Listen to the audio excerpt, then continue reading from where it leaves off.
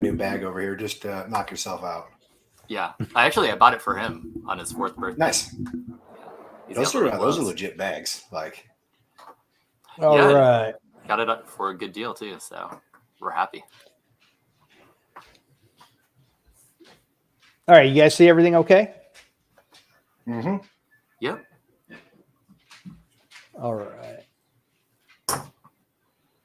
All right, so everybody, welcome to the first ever Casual Shooter Podcast MMA episode. This is, I wasn't going to call it the MMA Hour, but I didn't want to step on Ariel Helwani's toes, so we'll just call it MMA Talk. So you'll be bigger than him one day. I might actually be bigger than him. So. He just has a bigger name. So typically we would start with some information to kind of break the ice. So I'm going to try that now in a different format. So Lane has Bastion Black Performance, and he teaches like self-defense, combatant, that type of stuff. So we're going to start with Lane. Uh-oh, how do I even get back to here? Now I don't even know where my stuff went. Interesting. Where's it at? All right. Well, this is going to be interesting. Seeing as how I'm going to have to start from scratch here. Uh-oh. All right. Let me share screen. Ooh, share video. That might work even better.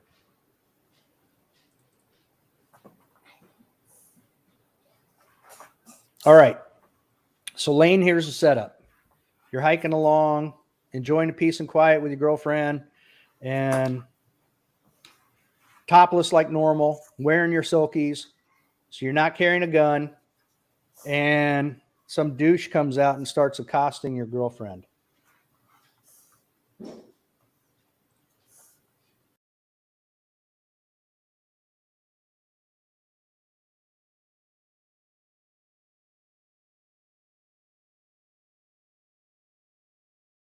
Playing. I can't quite get it to play.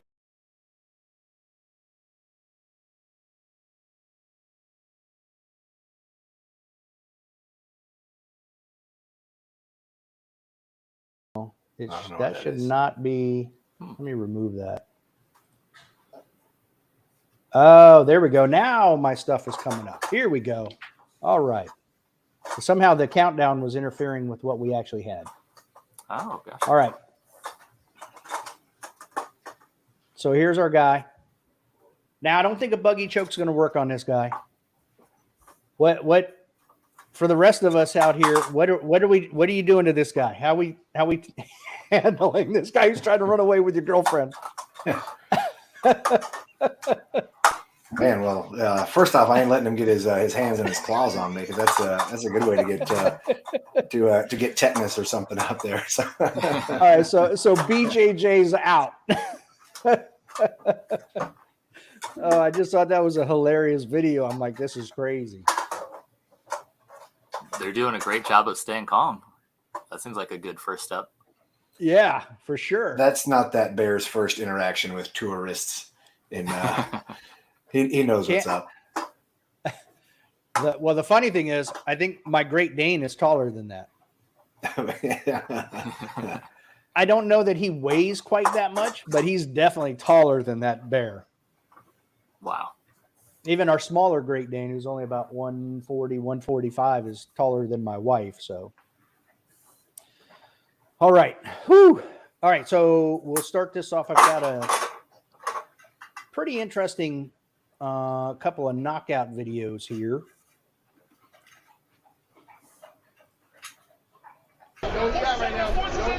Now, oh, brother, is that over and out? Dude, that was scary. Holy moly! Oh. That looked like an illegal elbow to me. Didn't come straight down on the back of the head. It came in from the side. Here it is. So this is a better shot. Watch the angle, how it comes. I don't know if you guys could see on your screen his eyes on that. But his eyes like locked and his gaze was upward and shaken. That was, I don't even know what, I don't remember what organization that was, but did you guys, either of you see that knockout?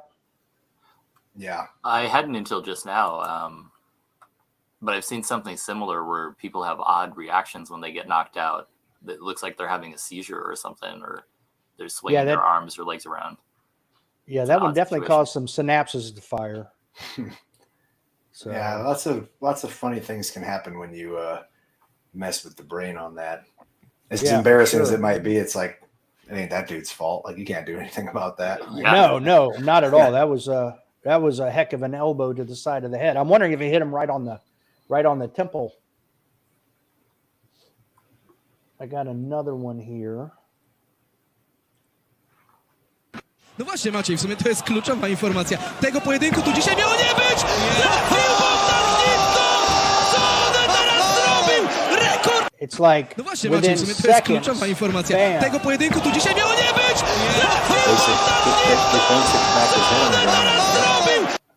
Yeah, it was like as soon as he hit the ground, it was over.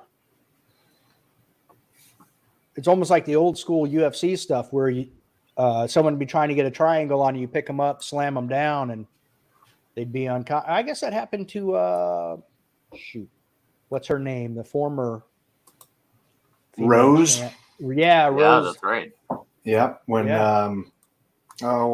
Jessica Andrade, picked her up out of the Kimura and slammed her. Yep.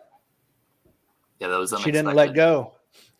Yeah, most people let go, but she held it. Well, the best part about that whole thing was I do not like Dominic Cruz as an announcer. And he's like, well, like Joe Rogan or somebody said, oh, she's got to be careful she doesn't get picked up and slam. And Dominic Cruz is like, well, as long as she's got the Kimura grip, she can't get picked up. And it was like, dunk, dunk. And you're like, yeah.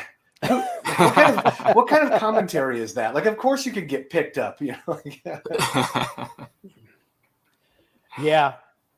And that I like Dom, but yeah, I agree. That was interesting. So let's go to that one. So we're going to do like a past, present, future type of thing. We'll hit some past stuff that's occurred recently. Since you brought up Dominic Cruz, we'll go ahead and show that one.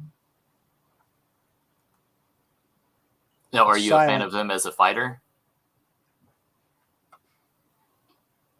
Lane?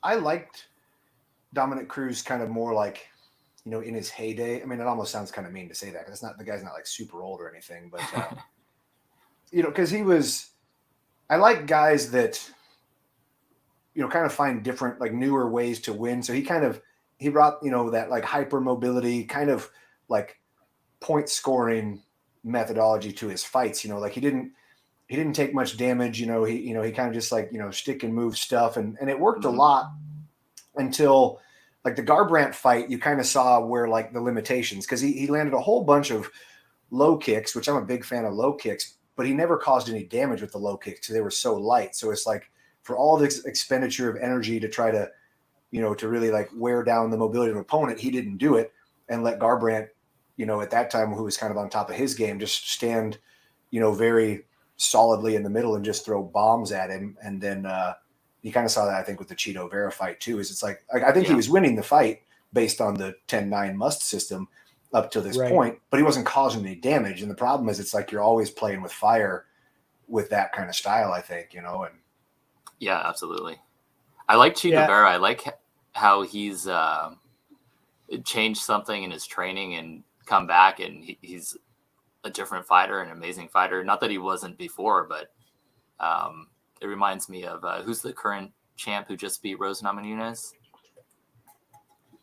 in the most boring fight of all time. Carla Sparza. Yeah, Sparza. She did something similar too. Changed something in her training and came along and was beating a lot of people that I didn't expect her to win any of those fights. Yeah, I think for her, it was just kind of an expansion. She was definitely like a wrestling based person, but for the longest time, you could tell that there wasn't really anything else there. and Exactly. Rose didn't do herself any favors in that fight, but Carla has added a competent enough striking game that someone like Rose couldn't just stand in front of her and, throw punches and avoid takedowns. And Yeah, Carla seemed to be a little, Rose seemed to be too cautious because of the takedown. And Carla just seemed to run her game, which is exactly what I think happened with the Chito Vera Dominic Cruz fight. I felt like Dom was he wasn't his normal hyperactive self. There was a lot of times he was just kind of more flat-footed. I don't know if that's I thought he looked good age up until or what. Yeah, up until the point where he lost, I thought he was looking good. He was better than I expected. Yeah, I thought he looked physically good, but I think what my takeaway from it is like, if you fight a point style fighting, you're kind of always, at the risk of like, you don't cause enough damage to have that cumulative effect by the end of the fight, and I think that's kind of what happened. Is it's like Vera eventually kind of, figured him out. He's like, hey, when I throw this, he likes to slip outside of that, that straight left. And it's like, okay, if he slips outside of it, and they just put the kick on the end of one. But it's like Dominic Cruz was, definitely outlanded him up till that point. But it's like, the problem is it's like, didn't cause any damage, didn't mess his face up, didn't go to the body. It was just touching him here and there and getting points. But it's like, especially at that particular weight class, it's like, I mean, the dude's not going to be tired from that kind of fight, so he kind of didn't really have anything to show for the first, couple rounds, unfortunately for him. But yeah, absolutely. And even the big shots he hit him with didn't seem to do anything at all to Vera. Vera is enormous for that weight class, or at least he looks like it. Like he looks gargantuan out there. Like he is a little bit on the bigger size, but I mean, he's got 12 victories now, 10 finishes, 10 knockdowns, 6 knockouts. That guy's he's going to be a handful. And I feel like he's changed something in he's taken that next step to where he's going to be much more competitive at the higher, in that top 5 bracket. I think so. Yeah, absolutely. Like he'll probably fight for the title next, right? Or maybe one more fight and fight for the title. You would, he's got to be right there. Yeah.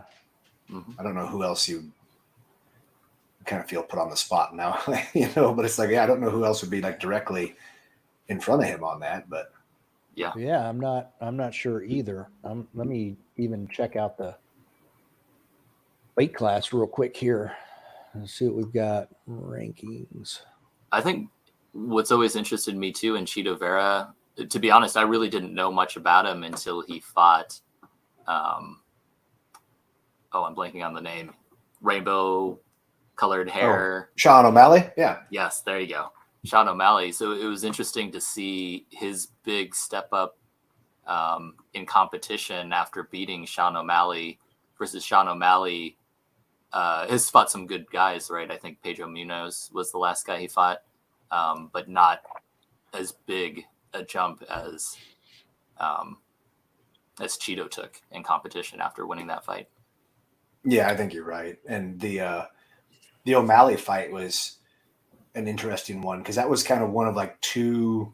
Because I can think of one of the Henry Cejudo fights as well, where a guy got that like bad like superficial peroneal nerve paralysis from like taking leg kicks and like. Yes. And I was surprised. I thought O'Malley was going to be like injured after that. I thought he was going to have like torn something in his knee because of like how he kept stepping back on that foot and it was just buckling and just twisting under him. And I mean that's how I blew my knee out, not from that specifically, but that kind of twisting position on the ground, and so I thought for sure he was going to have something like shot out of that. But it was very ugly. It was ugly to watch. Especially because of like how involuntary it is, because he kept trying to get up and it was just like, it just would buckle under him. And he kept trying to step back on it and just fall. And you're like, ugh. It was like anyone who's taking a good leg kick, you're like, oh yeah, okay. So Vera hasn't lost. The last fight he lost was against Jose Aldo in December of 2020. He's on a 4-fight win streak. Since then, he's beaten Grant, Frankie Edgar, Rob Font, and now Dominic Cruz. He is ranked 5th. And it doesn't show on the UFC website that he moved in rankings, like he stayed where he's at. So I don't know that that's going to change anything there. But the only people ahead of him are Corey Sandhagen, Mirab Dvalishvili, TJ Dillashaw at 2, Peter Yan at 1. So, Okay. and I don't know when Dillashaw is fighting anytime soon. Haven't they been trying? Like, yeah, there's something. He's got something coming up, doesn't he? Yeah, he has something lined up. I thought there it is. Yes, he does. He's fighting Aljamain Sterling. I thought I had seen something, but hey, there you go. October 22nd is him and Aljamain. So that'll ruffle the rankings then. That's an interesting matchup. How do you think that'll turn out? That's a good question. I like Dillashaw's wrestling more than I like Aljamain's, and I like Dillashaw's striking better. So I guess I would have to give the edge to Dillashaw, but I'm neutral as to who wins. I just want to see an exciting fight. Yeah. What are your thoughts, Elaine? I kind of agree. Now, granted, it kind of a little bit depends on what level of USADA Dillashaw comes back. Right. But but you're right. I mean, he has good counter wrestling and very active, lateral movement with the feet. And like the thing, like Jan is incredibly good. And the thing I was surprised at with Aljamain is that he was able to get him down a couple of times, but you could kind of see that like once he had banked or assumed that he banked the first 3 rounds, I thought he kind of fought like he was a little bit in panic mode the last 2 rounds of that fight. Like his takedown attempts did not seem very well set up. And I also kind of thought that Jan, because he wants to like stay in the pocket and strike so much, like kind of stayed in the kitchen, giving him, because that one, he kind of hit that like sort of weird, just kind of out, like coming out of the like failed takedown, and he kind of hit the duck and went to the back in whatever that was, second round or whatever of their last fight.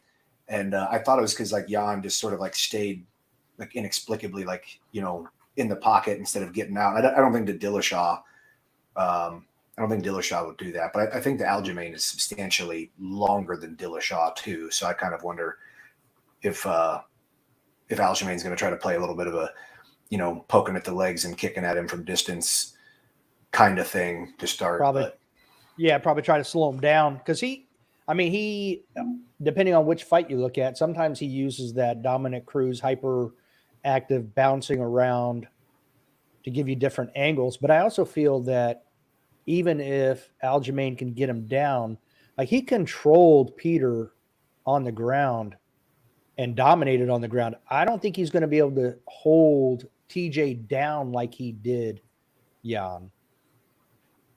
Yeah, I guess I didn't expect that to happen with Jan either, so I don't know what to expect with Dillashaw. But it'll be exciting to see them fight because they're both active. Hopefully it's not just somebody hugging the other guy's waist for half of every round. Right. Let's hope not. But yeah, that should be a good fight. I don't even know how did we even get that. I don't even know how we got to that one. We've gone out a couple branches off of the main tree, but we sure have. Yeah. So that'll be interesting. Now, Jose Aldo actually dropped 3 spots in the rankings down to number 6 after his last loss. They still have Dominic in the top 10.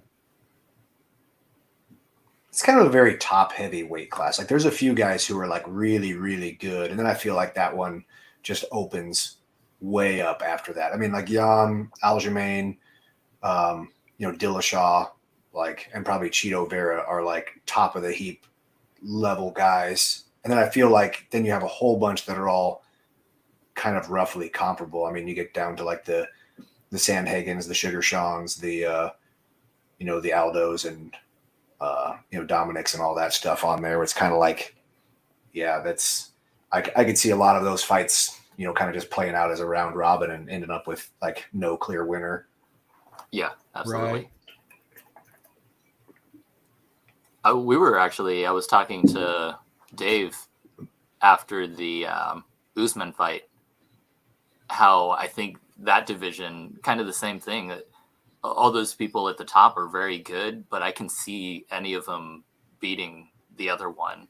I just, it doesn't seem likely. It didn't seem likely to me that Usman was going to lose, but I also could see him losing.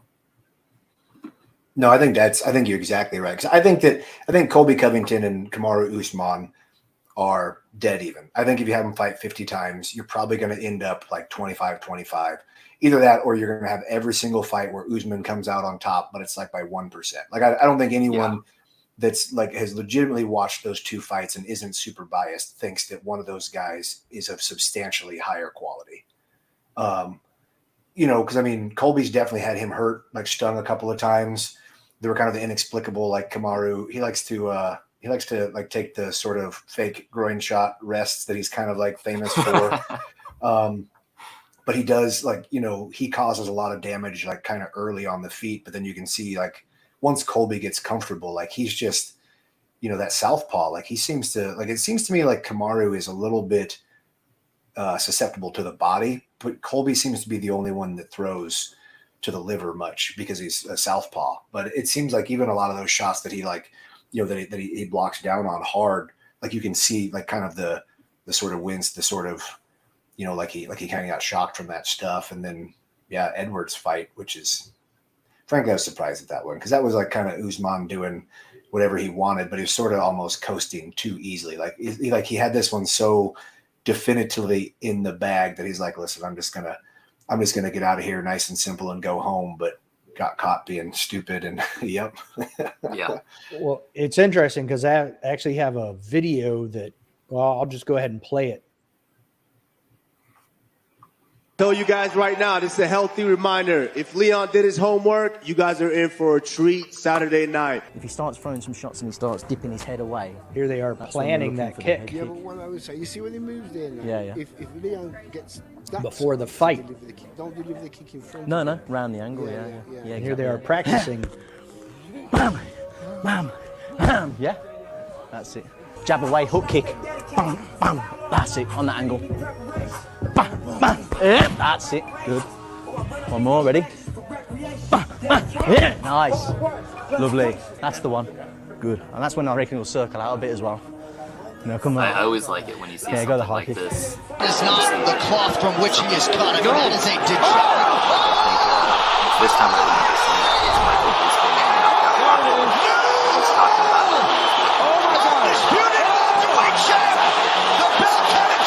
in Rockhold's game, and it worked like a charm.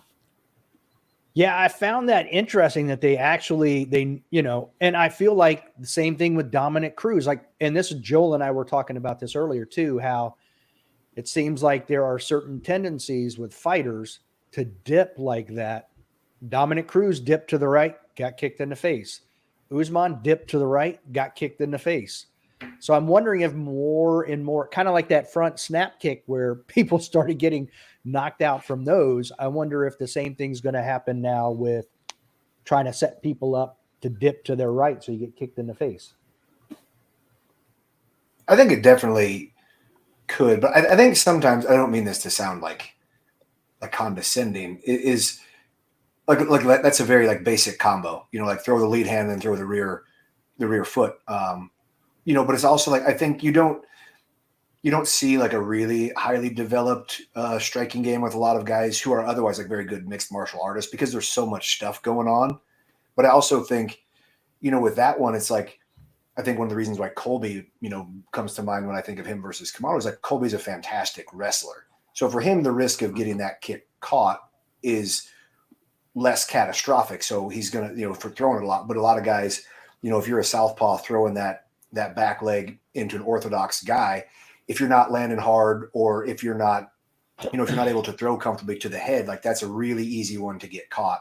And if you're going against a guy like Kamaru, who's a fantastic wrestler, like that's that's probably a bigger risk than is going to be worth the payoff a lot of times. And so I think that's one reason why you kind of don't tend to see some of that stuff. But I think you're absolutely right, which is like, I mean, that's like basic, like, you know, kickboxing 101. Like, you know, you get a guy circling away from your lead hand, you kick him with the rear leg as he comes out, whether low, medium, high on that or whatever. And, you know, try to disincentivize him from just, you know, leaning out and circling out on you.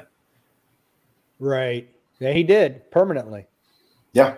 And you see, like, Kamaru thought, you know, he blocked, but he blocked like it was, you know, kind of body shot and just ate perfect right across the ear shin. And yep. Yeah. That was crazy.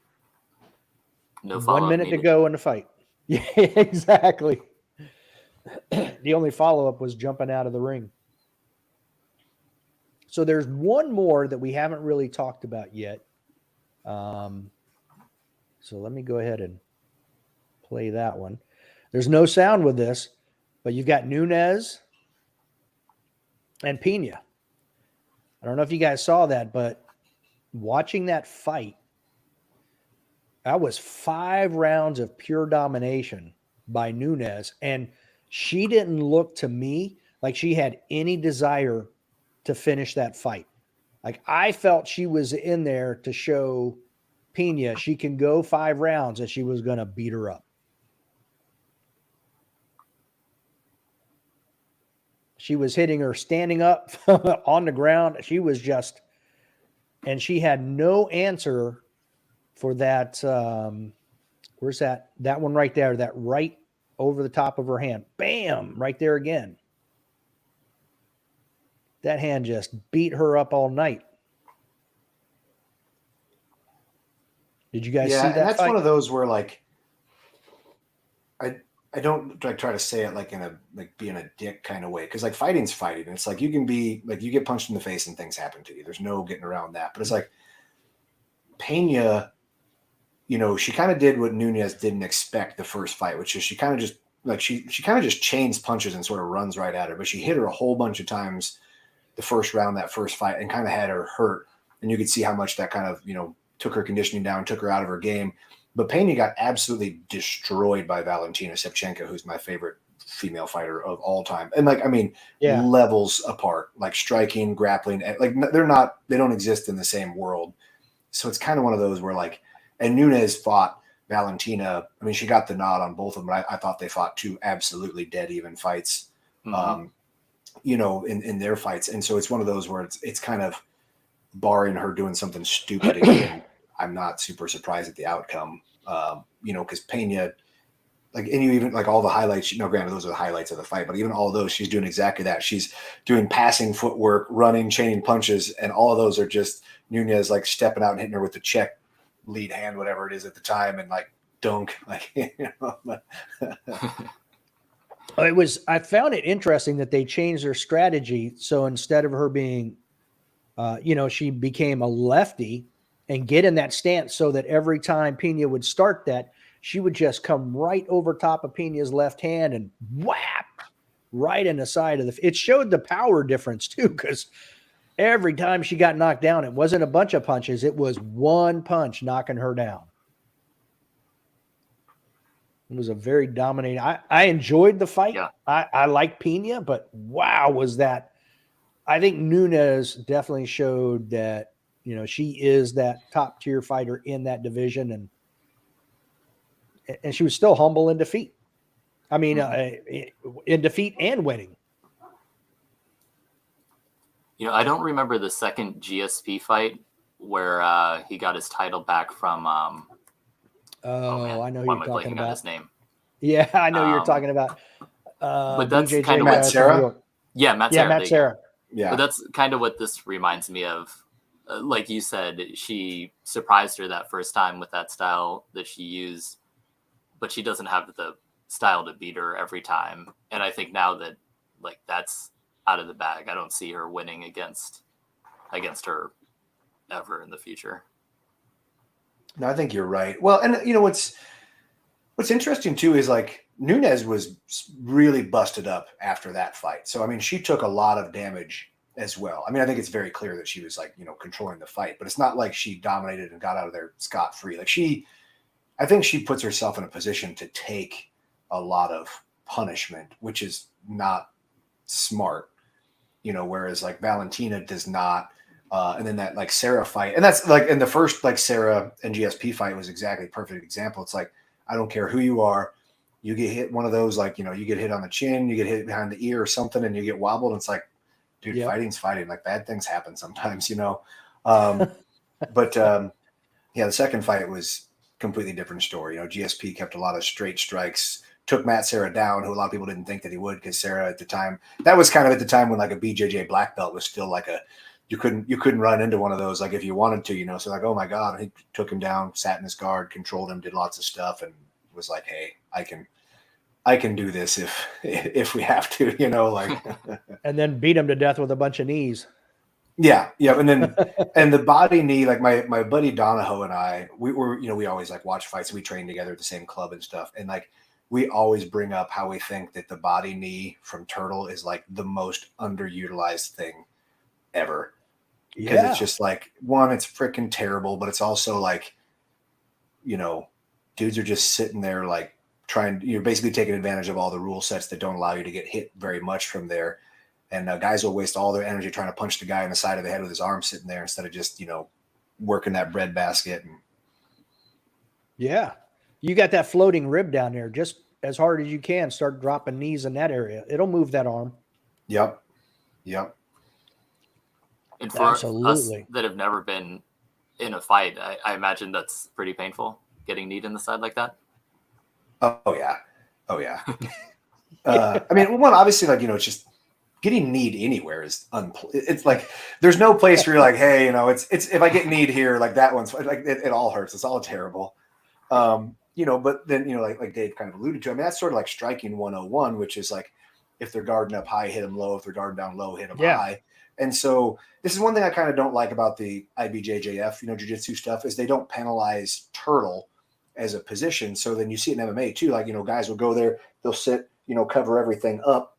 And so you can punch the guard and still cause some damage, but, you're very limited on what you're allowed to do from a legality standpoint. But if the guy's going to sit there and leave his body open, it's like, one, like you said, you need the body, and all of a sudden he brings the hand back. Okay. Whack to the side of the head. But it's also like, dude, you get 5, 6, 10 knees in the body when a guy's down there, like that does nothing but bad things to the gas tank, to the posture, to everything else about the rest of the fight, even if he manages to get back up to his feet or whatever, or, maybe that incentivizes the guy to roll over to his guard and try to get away from that now. And so, now you kind of continue on doing whatever from there and stuff too. Yeah, actually, while you were talking about it, it reminded me of an Anderson Silva fight. I think there's a fight where somebody turtles up against him and he knees him in the side a couple times and the guy rolls over and then Anderson finishes him from there. He was excellent. Like his body knees from top were fantastic. I mean, he did that to all sorts of people. I think he did that to Chael Sonnen, kind of like up against the cage, like straight knees, like through the chest, which is, which I think a lot of guys don't do it because of the risk of like, if you knee the guy in the head, and getting the penalty or whatever, but like he was, I mean, savage knees from everywhere and like, super underutilized thing. And no, he was fantastic with those from all over. Yeah. I don't want to get off the MMA topic, but I think I saw somewhere that Silva is going to be fighting Jake. What do you think? Jake Paul? Yeah, Jake Paul. What do you think happens in that fight? Second. Ooh. Give me 1 second here, and there you go. When's it coming up? Is it in October? Yeah, it's October 29th. Okay. So that'll be interesting. Because I did see that before they made the actual name announcement that it was Anderson Silva, I guess Jake Paul had put something out that, there's going to be, I'm fighting somebody. We'll release the name later. And there was some posts or some information that came out that he was looking for a weight limit of either 185 or 190. So this puts it right in that exact weight scale. So it should be fairly interesting. Yeah, I mean, Silva will certainly be the best boxer that Jake Paul's fought thus far. So Yeah, for sure. The only thing I dislike about this is like I'm kind of one of those guys. Like, man, if you can get somebody that wants to fight you for money, like cool, whatever. But there's the part of me that hates someone like this that's kind of basically like trying to pick on like Silva's like what he's like 44 or 45 or something like now been around like he's got 20 years of like hard professional fighting. So it's like one, like I don't want to see him like get hurt, but it's also like this is far from peak, Anderson Silva. Right. Anderson Silva like 10 years ago, like he wouldn't want nothing to do with him, but like, yeah, even 5 years ago, even right after he broke his leg against Weidman, you still wouldn't want to go into that guy with just a pure striking fight. No. Well, and the other thing that I dislike about it too is it's like if you want to call it boxing, that's fine. But I hate that they call it fights because I don't think it is. It's like you're picking on trying to pick out all these MMA guys and be like, hey, we're only going to do this incredibly limited scope of things and still call it a fight. And it's like, dude, if you want to fight, get in there with Anderson Silva and kickbox and see how well that goes. Like. Yeah, that'd go over like a fart in a spacesuit. I imagine, and maybe it's just hopeful thinking, but I imagine that's kind of how this will be. I think Anderson Silva, he sets things up, so it's not like you're just boxing some other boxer and you're going to go in and use your athleticism or maybe basic skills. I don't know enough about fighting to tell you whether Jake Paul is actually good at boxing or not, but we're about to find out. Not anywhere near the level of Anderson Silva. So I'm hoping. But he does have youth on his side. Yeah. Yeah. And he appears to, have power, as much as I've, derided or talked smack before, he does appear to have like pretty decent power. And he's training like at a good, team with that. So I think that definitely, plays into it, but it's like one of the problems of like, picking the opponents that he's picked is that, and for him, like business wise, it's been incredibly smart is he hasn't picked anyone that will keep pressure on him and drag him out into rounds, 4, 5, 6 or whatever, with a decent amount of work. Like Tyron Woodley is he's very much like a bottle rocket fighter. Like he's very dangerous. Like he's got lots of power in his hands, but he's a very much a moment picker. Like he doesn't do much activity because he is explosive. And, so we haven't, we've basically been able to see like two guys both be exhausted and kind of stay away from each other, just throw sniper shots from, across the parking lot and occasionally hook up on it. But yeah. Yeah. And Tyron also is one of those where because he's explosive and powerful, he'll just sit there and not do anything and pick his moment because he also doesn't want to expose himself. So it can, like his last few championship fights weren't the most exciting. Definitely. Yeah. All right. So I think his last non-championship fights though were exciting because you knew they were. He was probably going to get knocked out or he had a lot of knocking somebody out. He was going for stuff. Yeah. Yeah. I always feel like with that too is it's kind of, that old adage is like when you're still kind of coming up is there's not as much film on you, but once you get to be the champion, it's like everybody is training to beat you and they have a bunch of film on you. So it's like, okay, now guys are starting to develop better ways to deal with you. And then, I also think it helps. Like he got matched up with Wonderboy Thompson and nobody looks good fighting Wonderboy Thompson. Like, I don't care who you are. So it's like, oh my God, those fights are boring. It's like, dude, have you seen Wonderboy fight? Like you have to be awfully careful all the time when you fight somebody like Wonderboy. So like, I actually thought those were his better fights activity wise. And maybe it was Wonderboy who brought it out of him because those were good fights to watch, but I felt like everybody else was not as exciting as those. And I do like me some Wonderboy. He's good. Mm-hmm. All right. So this weekend, we've got some big fights coming up. This being one of them, Cyril Gane and Tai Tuivasa. What do you guys think about this one? I'll let Lane go first on this. I think this is a Cyril Gane fight, but you're talking about heavyweights. So like, right. Any and everything, like you can never count a heavyweight. And Tuivasa has shown that he has legit power. Gane is extremely well-rounded. It makes me wonder if he learned anything from the Ngannou fight, because I thought he had the fight won until the last 2 minutes or whatever it was when he was in his guard, and he sat back to try to set up like his inside ashy to go for that heel hook and then let Ngannou get on top of him. I thought if it would just stayed on top right there, I think he wins the fight on decision, like no question whatsoever. So it makes me wonder if it's like, has he gotten a little bit smarter?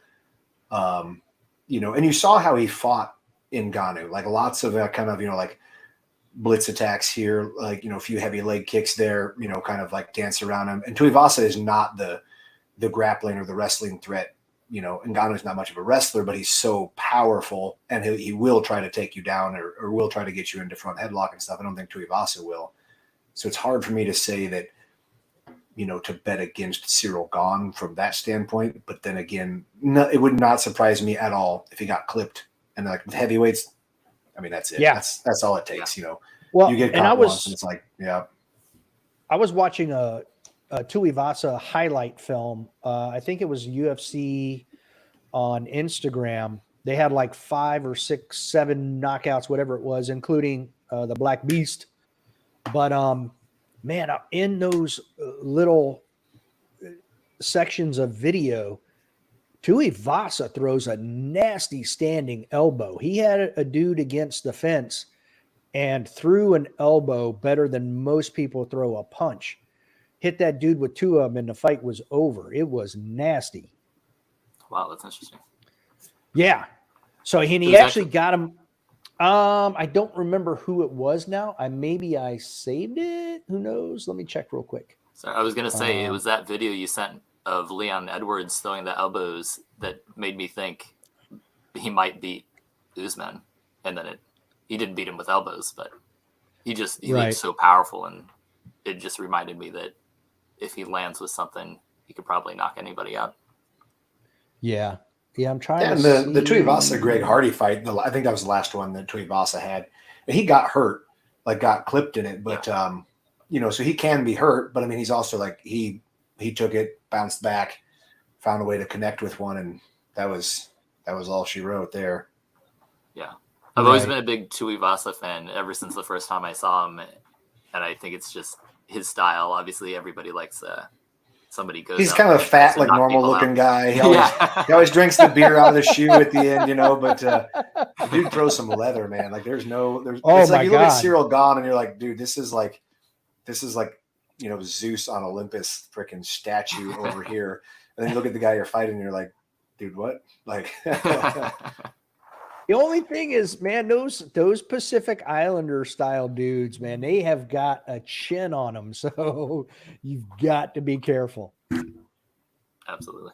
And that's what makes, and that's why everybody's always the most excited about heavyweight fights, is because it's like you can do everything right. And I think it was, who was it? I can't think of it. Or it's Teddy Atlas. He said that about Deontay Wilder. He called his right hand the eraser. He's like, doesn't matter what mistakes he made up until that point, he catches you with the eraser and erases all that. And it's like that's a lot of the heavyweights. It's like Derek Lewis is kind of famous for that too. It's just like getting pieced up. Losing a whole fight, bam, connects with the eraser. Doesn't matter what happened before that. That's I think another exciting thing I like about heavyweights is sometimes they go all out in the first round or first 2 rounds, and then they have like nothing left in the tank. So they just stand in front of each other and blast each other with whatever they have left.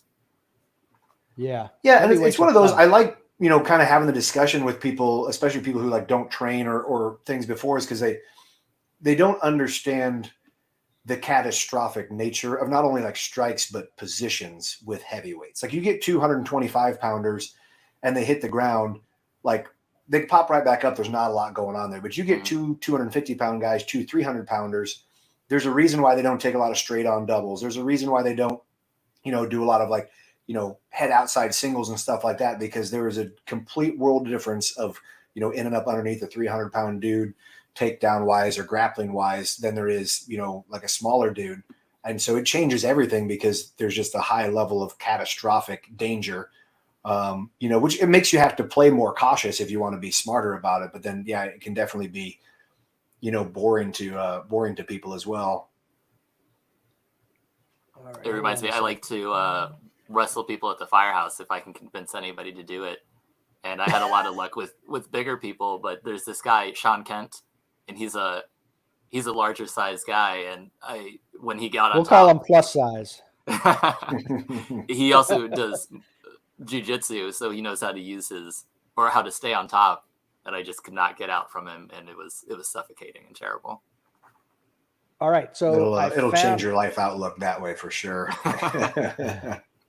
I found the let me see where I'm at here. Make sure I'm sharing the right screen.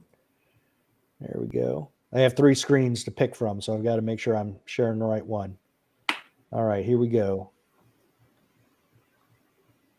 Let me kind of resize it a little bit so it'll fit. And I'm even going to crop it down. Well, this is pretty cool that I can do this while we're doing this. So this is the UFC. All right. How do I? Instagram page.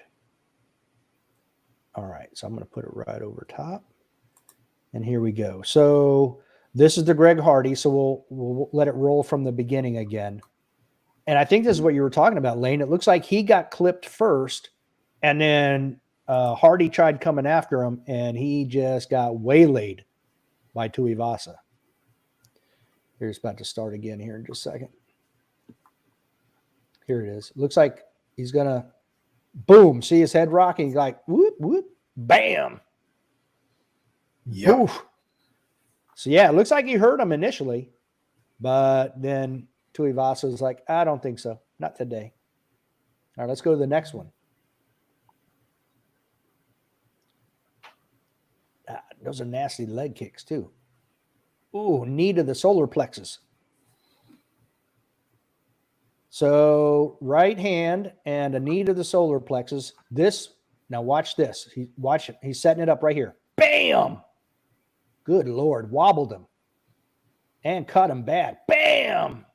And he just pushes him, and it's over, and the ref steps in. Yikes. Probably saved him from death. I think we all know this guy. Mm-hmm. Those uppercuts. Dude's like 8'9". He still hits him with uppercuts. Oof.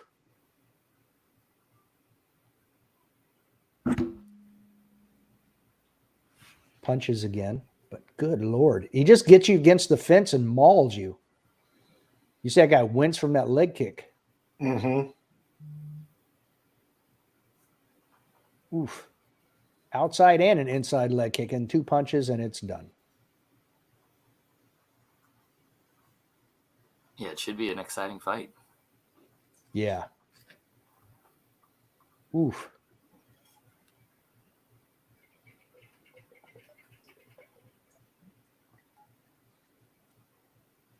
Damn. Folded that guy backwards. And here it is. Here's the Black Beast. I love this guy, too. He's one of my favorite fighters. Mm-hmm. Even hit him with a knee to the forehead. Didn't do anything to him. There's that elbow. Hit him with an elbow. And another elbow. He loves those elbows against the fence. Oof.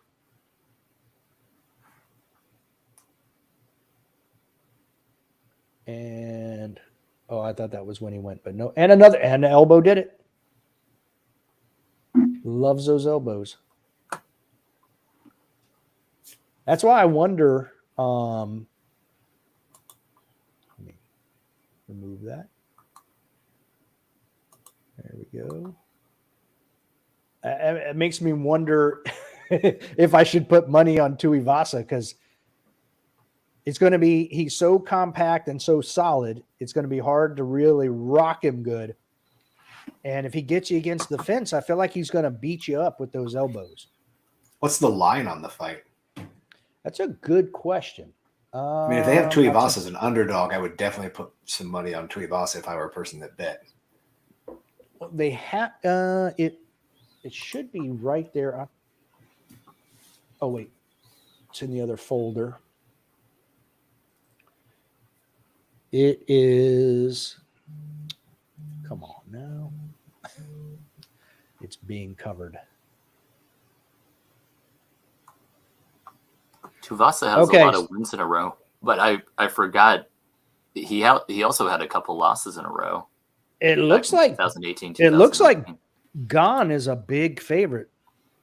That's what I assumed. So I mean, yeah, you got $10. Put $10 on Tuivasa because it's always possible. But right, Tuivasa, he gets hit a lot, and he's hit a bull. And I don't think anyone's ever really been like, and not to like sell him short, but like Derek Lewis is, definitely his best win. And I mean, it's not that Lewis isn't good, but I don't think that we would say that Lewis is like elite. Lewis is like, Lewis is an anomaly. Like he is who he is. He's like, he's good enough to beat like some of the best dudes. Like you don't know why, but everybody who's like legitimately very good handles him pretty easily. Daniel Cormier just mopped up the floor with him. Yeah. So it's like, I have to imagine that Gane is going to just stick him straight punches a lot if he's smart, and you see him, he gets tired on that. So that was what I would have to imagine would happen, but then again, who knows? Yeah, it looks like Tuivasa's plus 410. Gane is minus 520. Yeah, I would put $10 on Tuivasa then, just because that's a good payoff rate, and yeah. Yeah, that would be a good payout. All right, so the next one I want to talk about on this card coming up this Saturday is that one. Whitaker versus Vittori. That also looks like another good one. Bobby Knuckles. There's going to be a lot of strikes in this one. And it looks like Whitaker is a minus 210 favorite. Vittori is a plus 180 underdog. So odds aren't super huge. I kind of see Whitaker the same way you see Colby Covington in the 170. Like I think he beats everybody else in the division and has good fights maybe with the champ, but doesn't win. It's hard for me to imagine. Vittori is obviously great, but I think Whitaker comes out on top and pretty one-sidedly. No, I think you're right, and I think there's a pretty good argument to be made that Whitaker won the last fight with Adesanya or fought it to a draw. Like it was there's nothing in this fight where you're like, okay, this guy definitely won the fight. And Whitaker. I mean, the only person that has made Whitaker look human has been Adesanya. Like even Yoel Romero, who's like my favorite, like absolute shouldn't exist freak of nature, like human being. I mean, like he basically killed Whitaker in, I can't remember which fight of theirs it was. Like the couple times he knocked him down were like the grossest knockdowns that like a dude still came back from somehow. And then Whitaker like hurt him like sometimes after that. But like the one of them, they like knocked him out with the left hand, like lifted him off his feet and threw him to the ground. Like, okay, so this guy's dead, And yeah, it's hard to imagine a place where Vittori beats him. Yeah, I don't know. I mean, I would have to pick Whitaker, but if I was trying to like in my head, I'm like, where does Vittori beat him? And I can't think of it, Yeah. Yeah, I mean, you guys think it goes to a decision? Yeah. What's that? You think it goes to a decision then? I guess I don't like to pick the way that things end, but well, and I mean, if you I don't like playing the MMA math game, but if you look at Vittori's fights with Adesanya, I mean, he made it to the end against Adesanya. If anybody's going to knock you out in that division, it'll be him. So I look at it as this might be a pretty brutal 3-round fight right here. Yeah, and you could be right. I think one thing, like one of my biggest criticisms of like Adesanya now is it's like he's figured out how to win by like the bare minimum amount of effort, and he's good enough at doing that I think it makes guys look like less effective than they typically are. Because I mean, obviously Adesanya is very good on his feet, but it's like you watch his fight with what was the last one he had with Cannonier, and then Vittori before that. It's like he's winning, but he's not doing much.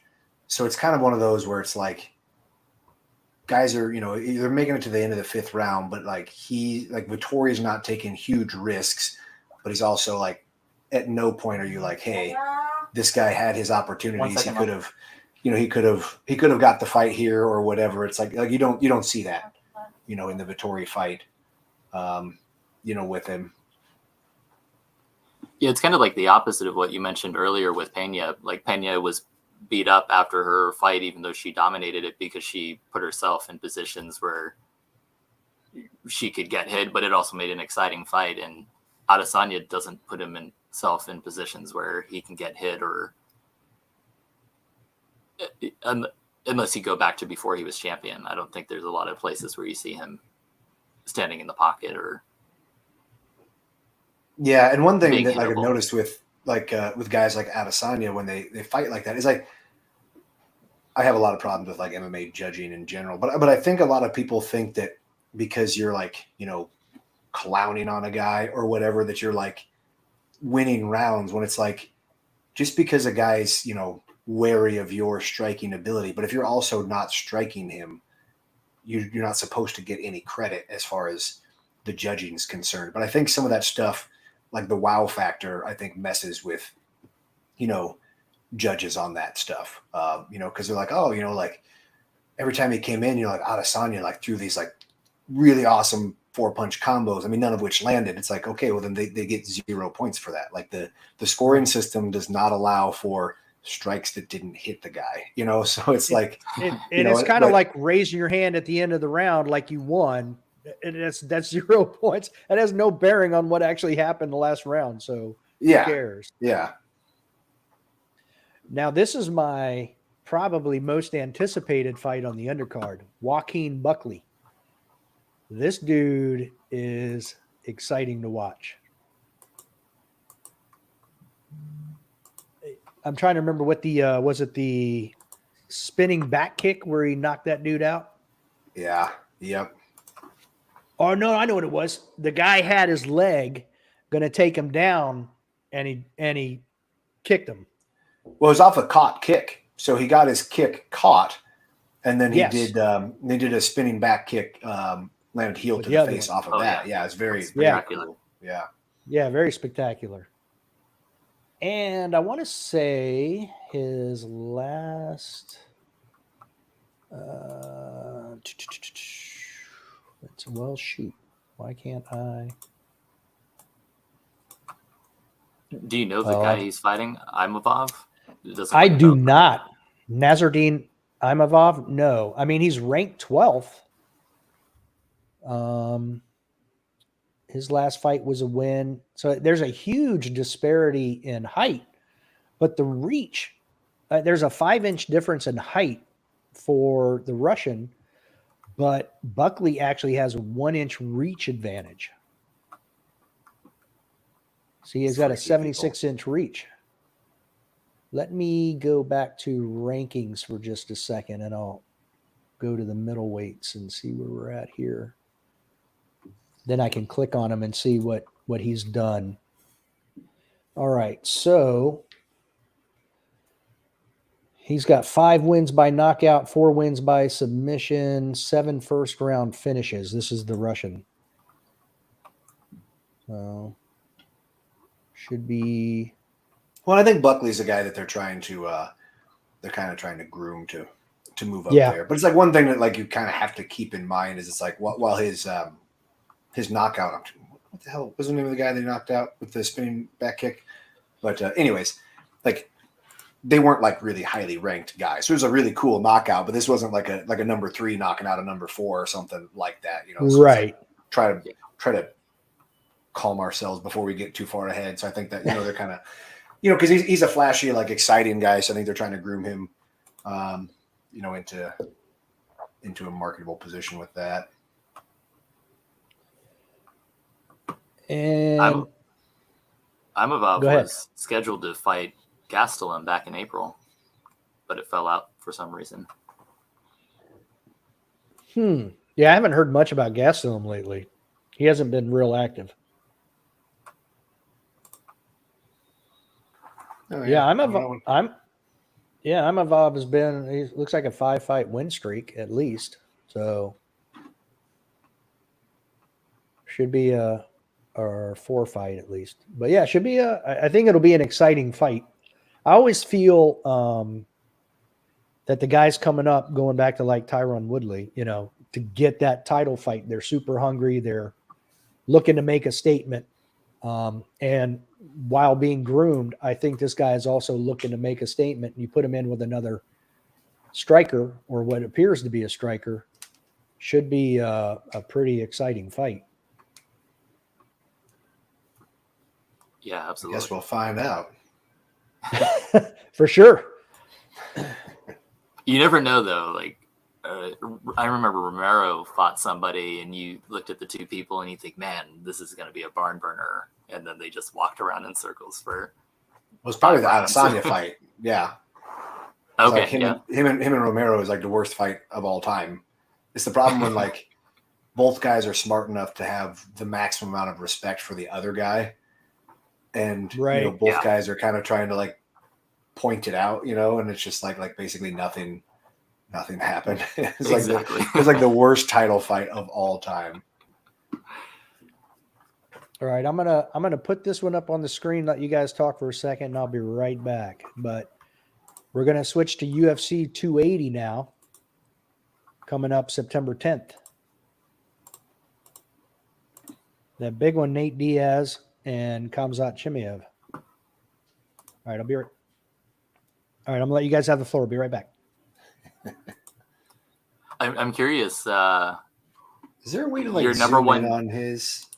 I haven't figured it out. I didn't want to ask him and because it's like it's just the little one in the corner, and I can only make out Nate Diaz because it's such a blatant Nate Diaz face. But yeah, we'll have to ask him. But I'm curious, who are your favorite fighters in the UFC? That's a good question. I've always liked the very wrestling heavy guys. So I like the Dagestanis coming in and stuff, especially.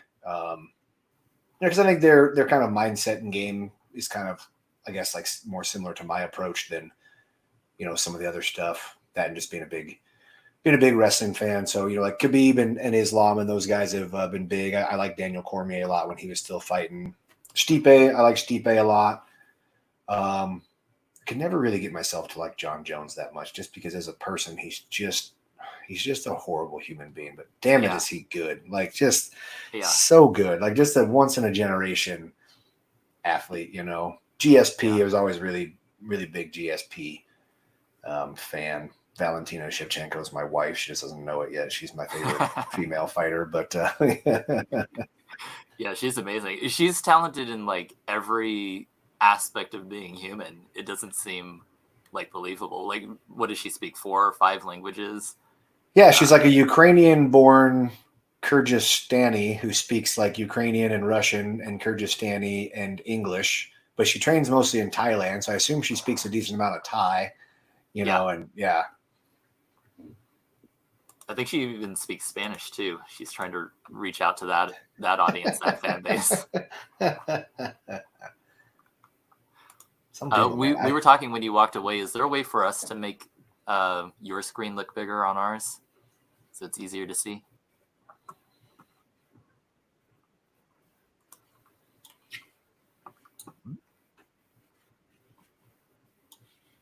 Because where you have the fight list pulled up, it's it looks like it's 2 inches by 3 inches on my screen. Like I can't really.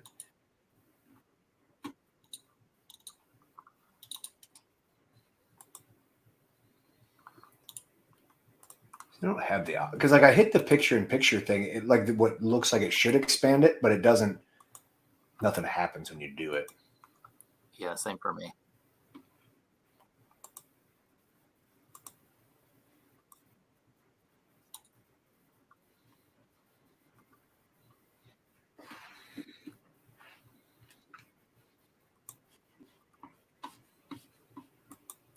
Yeah, when I do that, I see us three full screen, but I don't see the Same. Mm-hmm. Yeah, it didn't make that one any bigger.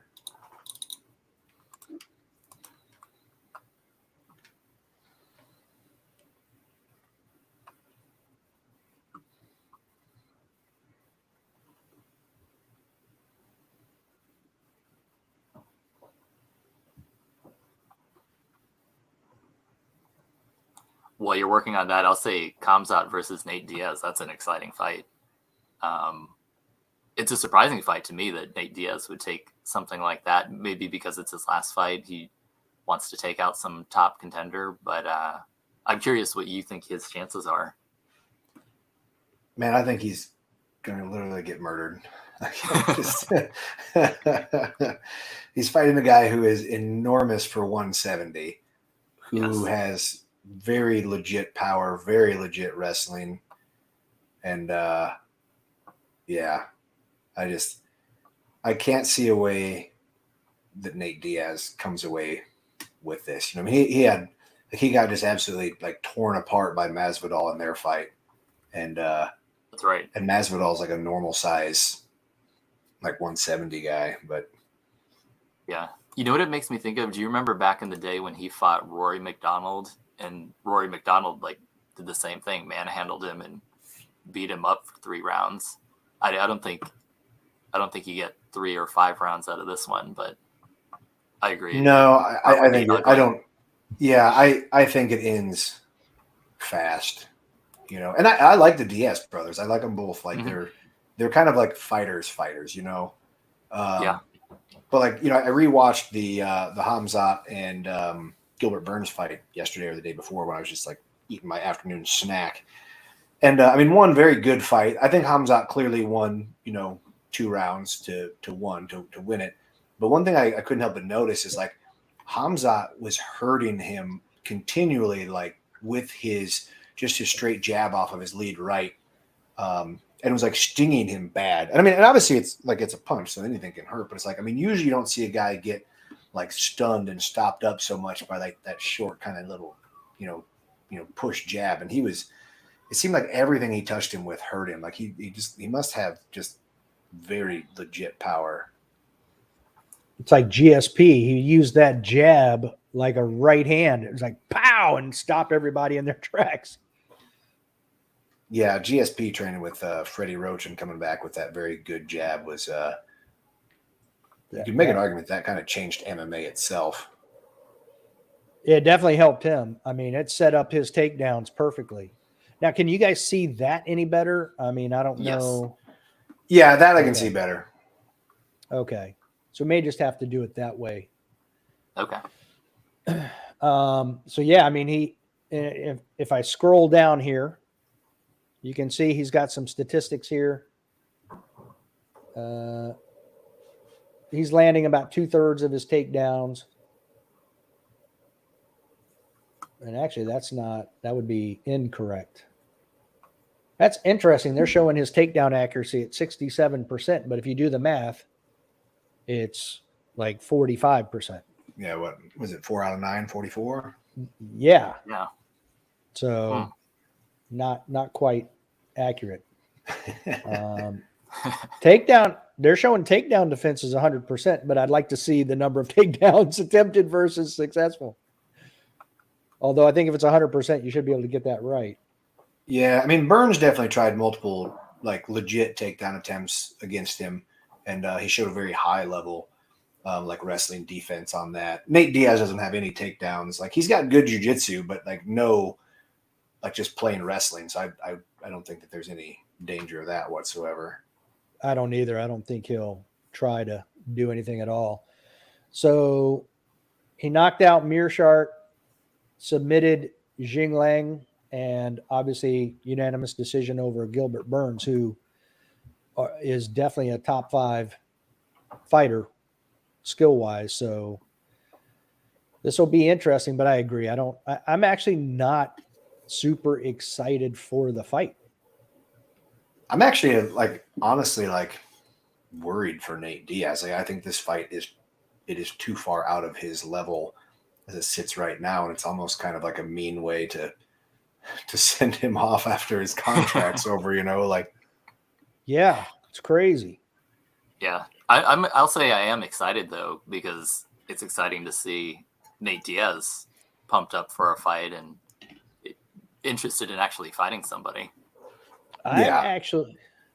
True. But I don't know. But like I said, I'm with you. I think it seems like it's going to be pretty one-sided. Yeah. So I'm going to go back to that card because there's some other fights that I'm actually super excited about. Let me ask Lane, because I'm curious what his thoughts are. Have you been following Shavkat Rakhmonov? Just a little bit. I mean, I know he's he's kind of the sort of in line to be the next thing. And I want to say he was just trying to get a fight with Wonder Boy here. Yeah, he called out Wonder Boy when he beat when he won his last fight. Yeah, a good wrestling based guy. I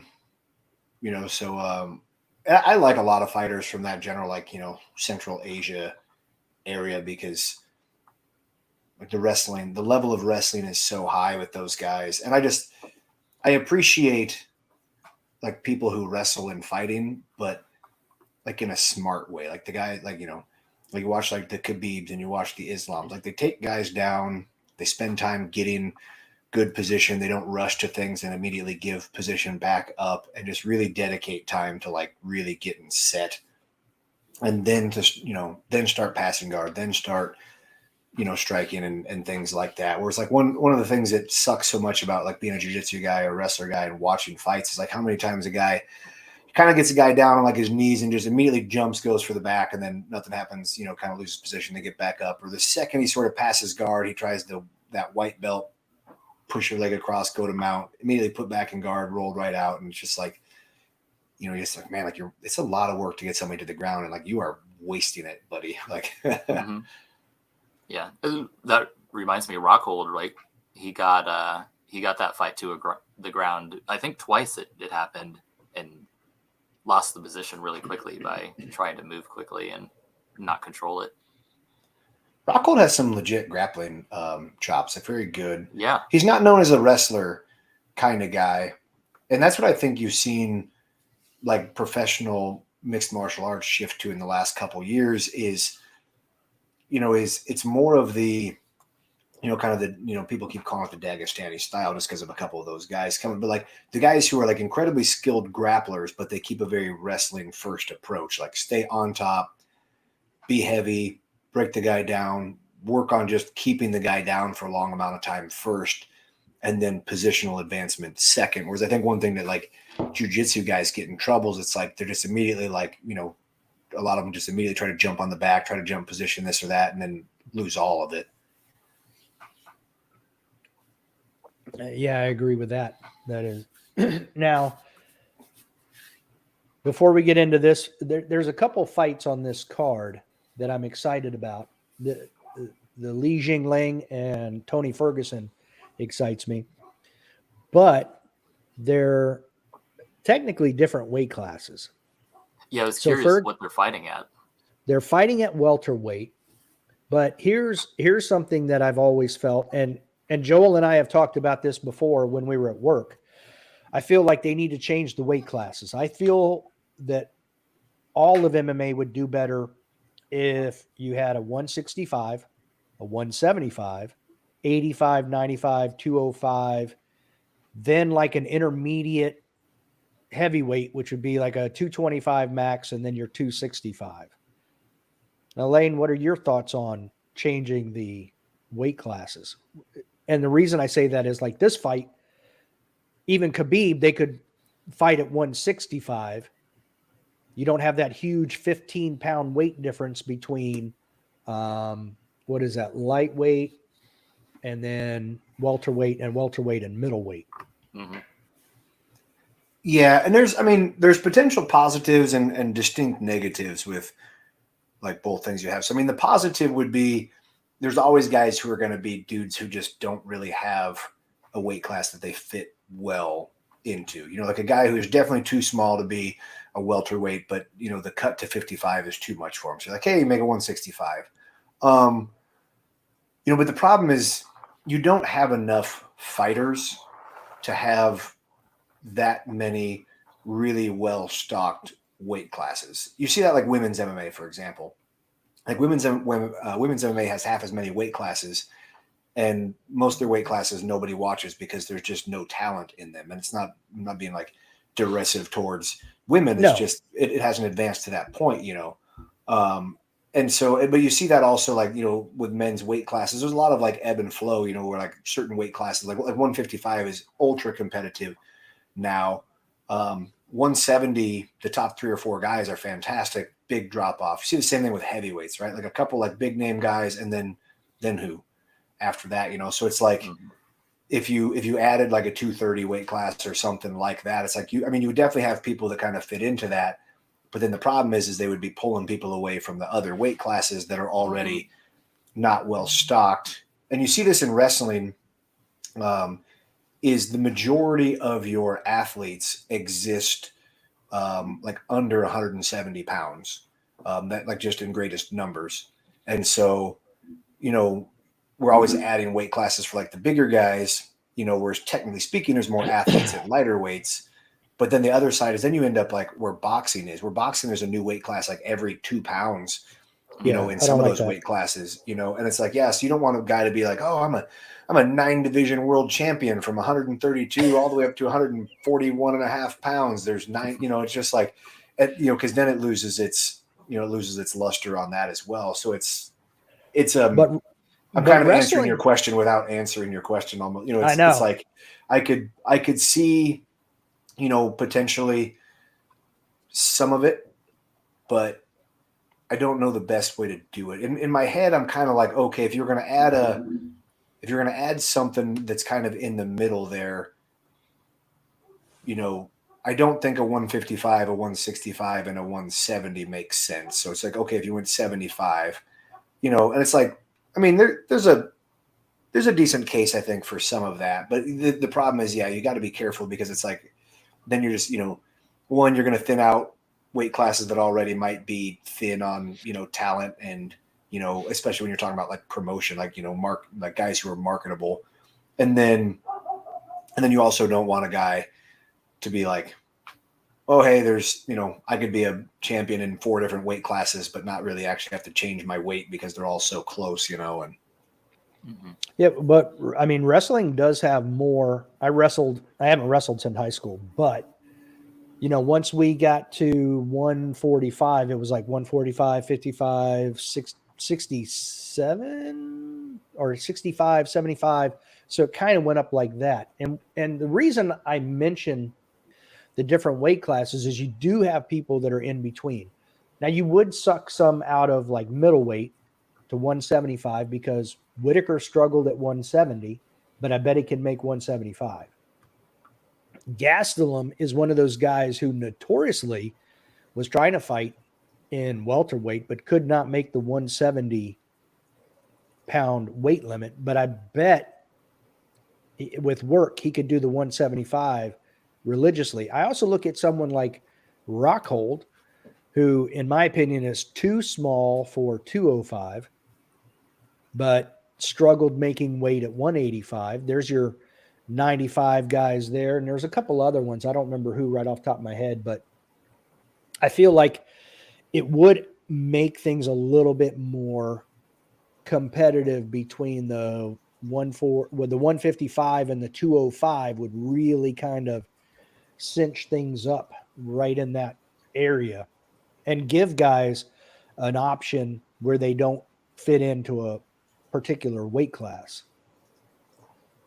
No, and I don't think that you're necessarily like, this is one of those, I don't like, there's not like wrong and right. There's just 2 distinct problems because to use that example, it's like, okay, like if you have like a Rock Hold and you have like a Yoel Romero and stuff like guys who like struggled to make 185, it's like, okay, cool, you put them in 195, but now it's like, now where you had a pretty filled out 185, a pretty filled out 205, now you have a couple dudes in 95, but now you lose them in the other weight classes, you know?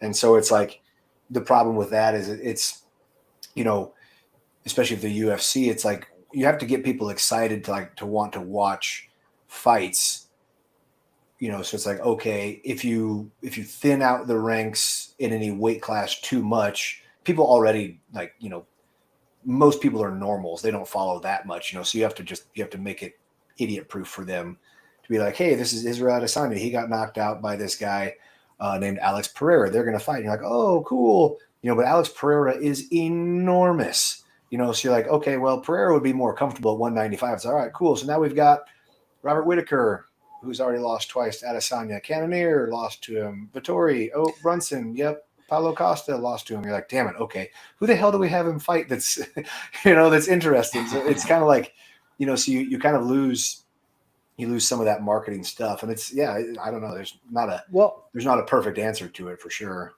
But I'm trying to remember who it was.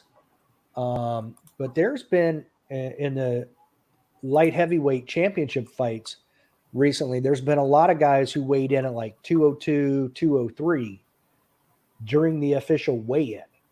And you know they're not cutting so much that they're 3 pounds below the weight limit. But those guys too, now I'm wondering, okay, you know, you could have those guys that would be able to make it down to 195. So I again, I agree with you. There's really no right or wrong. I just find it intriguing. Plus the other thing is that I look at is there's plenty of UFC pay-per-views where you might have one title fight. And in this case, I don't even UFC 280, it's Diaz and Chimaev. That's your main event. Mm-hmm. So with the two extra weight classes, and there may be 3, you've got more titles to give more title fights in the pay-per-view. I'd rather, if I'm going to, go ahead. Good. I was going to say, if I'm going to pay for a pay-per-view, I'd rather there be at least a title fight to go with that. You can still make the Chimaev Diaz fight a 5-round co-main event type of a thing. Make that your warm-up. No, and I can see that. I think the problem that you have is it's not necessarily like, is there a title fight or not, but it's who's fighting for the title fight. You know, so it's like Kamaru Usman, Colby Covington, like that generates like huge buzz because, you know, of all the shit talking and all that kind of stuff. But it's like, you know, Glover versus Yuri, like who is excited about that aside from like serious mixed martial arts fans, you know, like both like 2 dudes who are just fantastic guy, you know, and so it's like your Jimmys and Joes, you know, matter when it comes to that. Whereas it's like, you know, because the flip side is you look at like women's MMA, you know, you could put a women's MMA title fight in every single UFC and not get anyone to care about it unless it has Amanda Nunes, Valentina Shevchenko, or Cyborg in it. You know, it's like people just, you know, it doesn't mean that it's right or wrong. It's just like, you know, people don't care about it that much. You know, and I think so. You just, you know, if you were going to add weight classes, I just think you got to be careful to make sure that you don't thin stuff out and just because they did that. Which women's weight class was it that they started and then got rid of it? The 145. Yeah, because you just don't have enough participation at stuff like that. And there are other organizations that have more weight classes, like, you know, I think Bellator and ONE have more weight classes in total.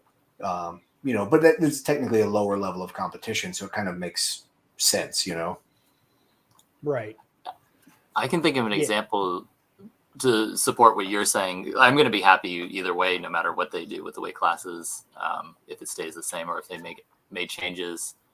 But I remember when they introduced in men's 145, 135, and 125, I really didn't care. I didn't know anybody, and the people, it took some people away from 155, and it was a while before I started caring about any of those weight classes.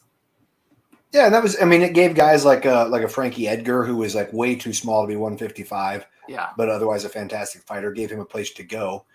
But it took a while to build that up. And then like UFC acquired the WEC at that time, and the WEC had those weight classes. So they're basically able to just buy like those pre-established people, there. Yeah. Whereas like you kind of see that with like the women's stuff. It's like when they add a weight class, it's like, okay, well now you got to fill it with people to fight, and sometimes that just, that takes some time, and sometimes it doesn't work out for them on that. Cause it's like, cause even like with women, it's like you look at like Abu Dhabi, combat championships coming up for, submission wrestling here in like 2 weeks.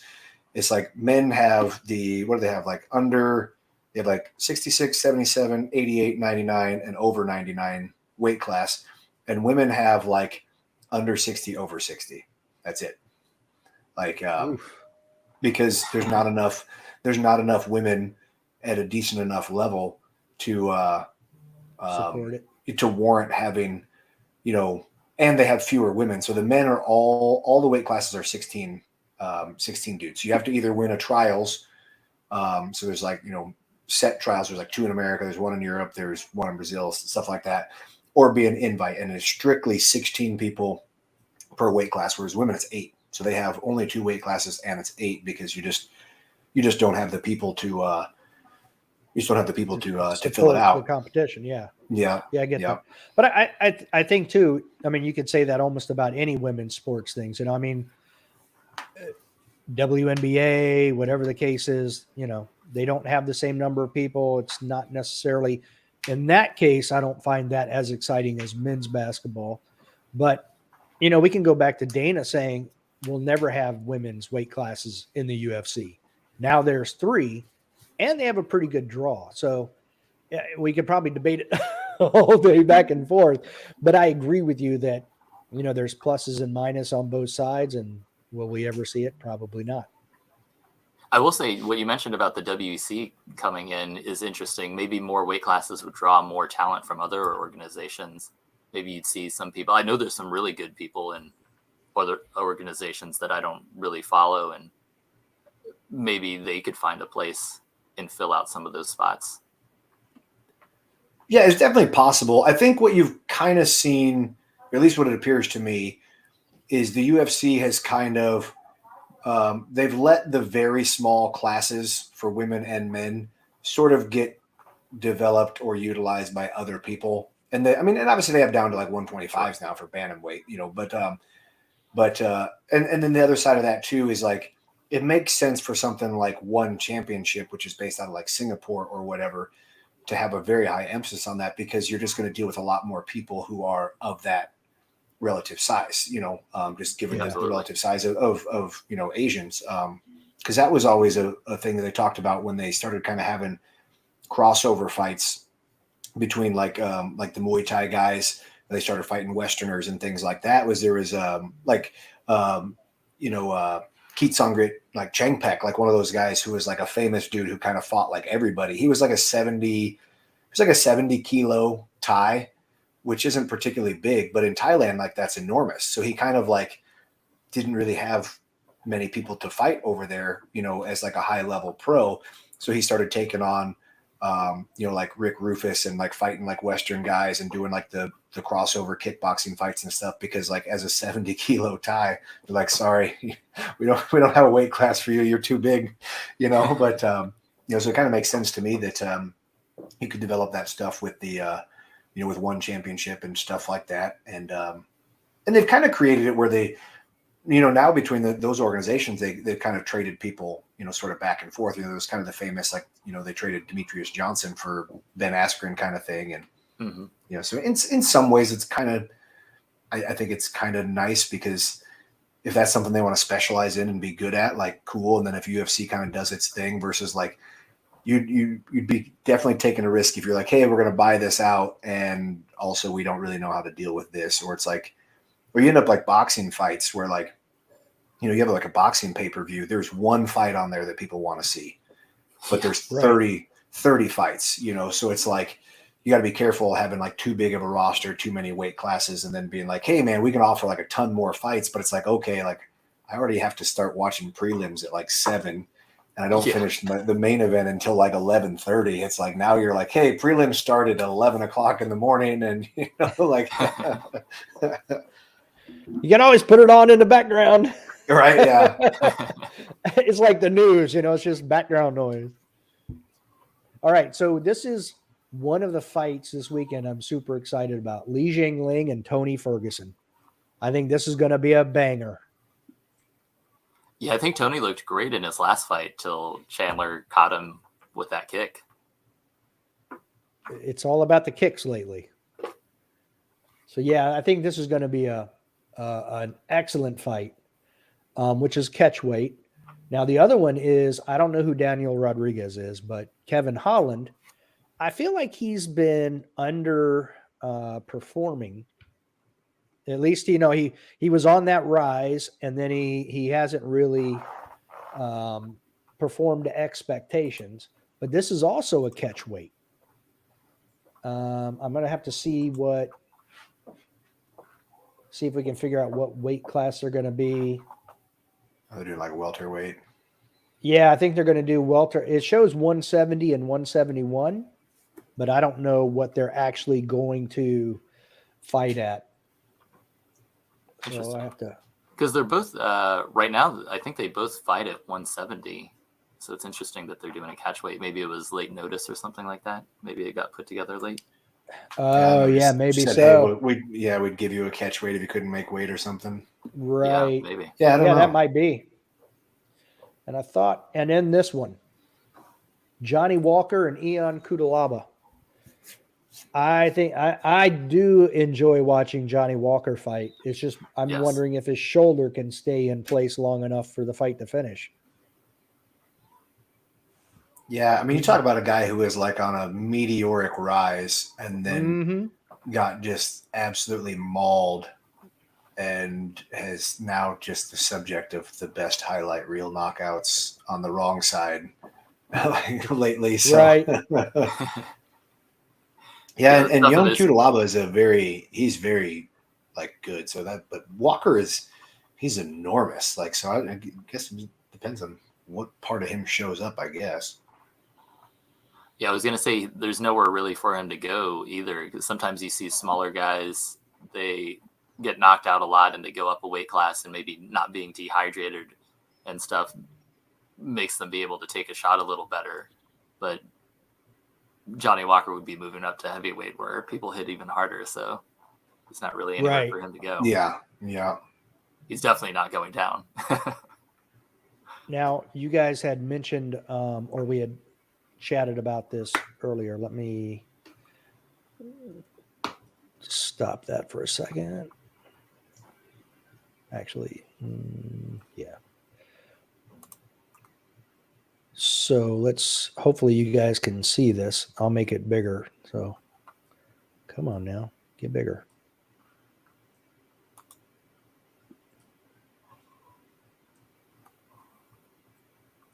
While you're getting that together, Daniel Rodriguez beat Kevin Lee. Oh, back in 2021. And so to be honest, I don't really remember that fight, but he must be good if he beat Kevin Lee. All right. You talk about a guy who can get beat by anybody or beat like the absolute best in a weight class depending on what fight it is. Like that is a frustrating dude to want to be a fan of. Yes, absolutely. It's like, because you've seen him be like just an absolute like force, and then you've seen him go and just get wrecked by some up and comer, and you're like, what?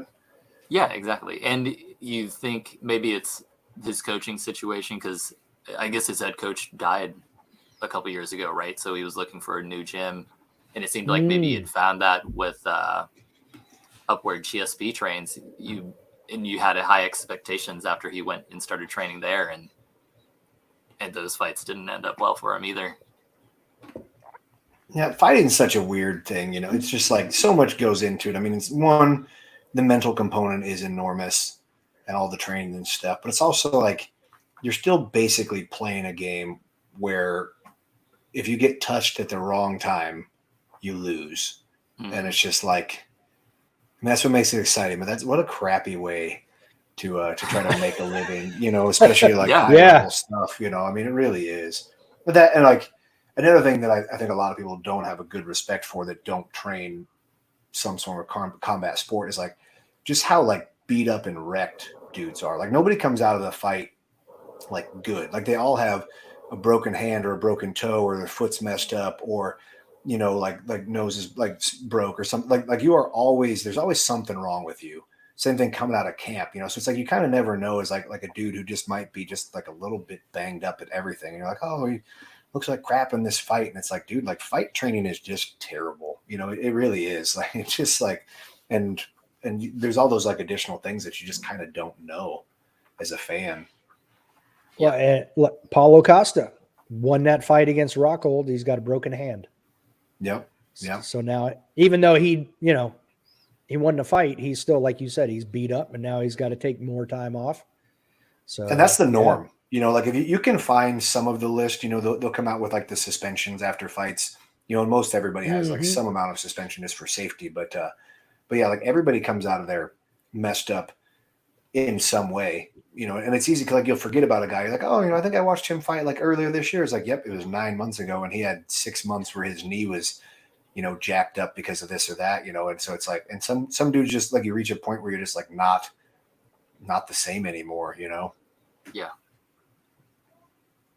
But here's what we were talking about earlier, talking about fighters that were huge or are huge. There's Dominic Reyes on the left and Alex Pereira on the right. I just saw that picture today too. He is gigantic. Is huge. So he's got to get down to 185 because you can't even be 185 and a half for a championship fight. He's got to drop 20 pounds. I say 20 because this was, where'd it go? This is the other picture that came out with it. Now, this is from Alex Pereira himself. So he posted these. And I doubt Dominic Reyes walks around at 205. So 226 is what he's showing in that picture. He's got to drop 40 pounds. Yeah, I'd say that's pretty normal for a 185 pounder. Like that's, yeah. I mean, I've trained with some guys who are, professional, like UFC level, guys who fought 185, 205, and they're dudes who, walk around 225, 230, like pretty, like one they count on, do a sodium cut and a water cut, and that's 15, 20 pounds. And then you just got to lose, 15, 20 pounds, in the course of like fight camp. So, yeah, I mean, it's not like pleasant or anything like that, but it's like, you definitely like being around combat sports. I don't look at that and like get freaked out. I'm like, yep, that seems like what a 185 pounder does. He just needs to be down under the few of them that I've known or talked specifically about their weight cut. Most of them just want to be like under 205 or at 200 by fight week, because then they'll just plan on making a sodium cut and a water cut. So there was a nutritionist who was on the Joe Rogan podcast. I forget which one it was, but he was talking about how Yoel Romero came to him 3 weeks before a fight, and he was 242 and had cut down to 185. Wow! And I love Yoel Romero. He's like one of my favorite guys because he is the freakiest human I have ever laid eyes on. Like he has looked like that for like 30 years, being a Cuban, world class, like world level, Olympic level wrestler. He's just like an absolute, like just carved out of granite. There's no part of me that's surprised. Like, it's like you see him, like when he's on Joe Rogan podcast that one time, like wearing like normal clothes, like that guy is enormous. Yeah. And like, that's funny. Like, yeah, genetically, he's not normal. Nope. They made that dude in a lab. Yeah, they did. Can you guys see that picture? Oh yeah. Is that something that's happening? Yes. 2023. Wow. Triple C apparently versus Max. Yep. How do you It'll think be that very turns out? interesting. You know what? I think I would go with Triple C. I think I'd have to be the same. Yeah. He's had less battle damage, fewer fights. His wrestling is almost unequaled based on his background, and he's got power, and he's learned how to be a striker. So, and I think Max Holloway's been in so many wars. He's starting to get to that point where, you touch him enough times in a fight, he's going to go down. It's just one of those things. Yeah, I wonder what weight they're fighting at. If they're fighting at 145, you think that's like a lead in to him possibly fighting for 145? Because that's an interesting matchup. Yeah, I do actually. So, yeah, I'm wondering if he's going to end up being a 3-division champion. That's why he's Triple C, man. So, not to be confused with Triple H. Yeah.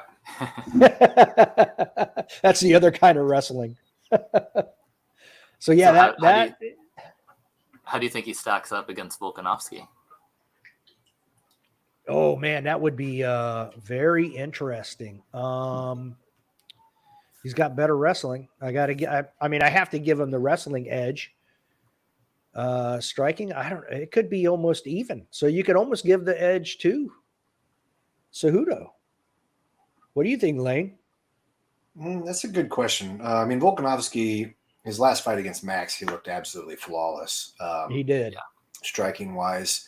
Cejudo, granted, now Cejudo hasn't fought in a while too, so that's something to keep in mind. But he kind of switched to a kind of a karate-based stance there like a few years back, and kind of changed everything about how his striking looked because he's got a lot better like movement in and out. So I'd be curious, because one thing that Volkanovski hasn't had to deal with much in any recent fights is, someone who, does do a wrestling heavy game on him. And should be curious if Cejudo did put that kind of pressure.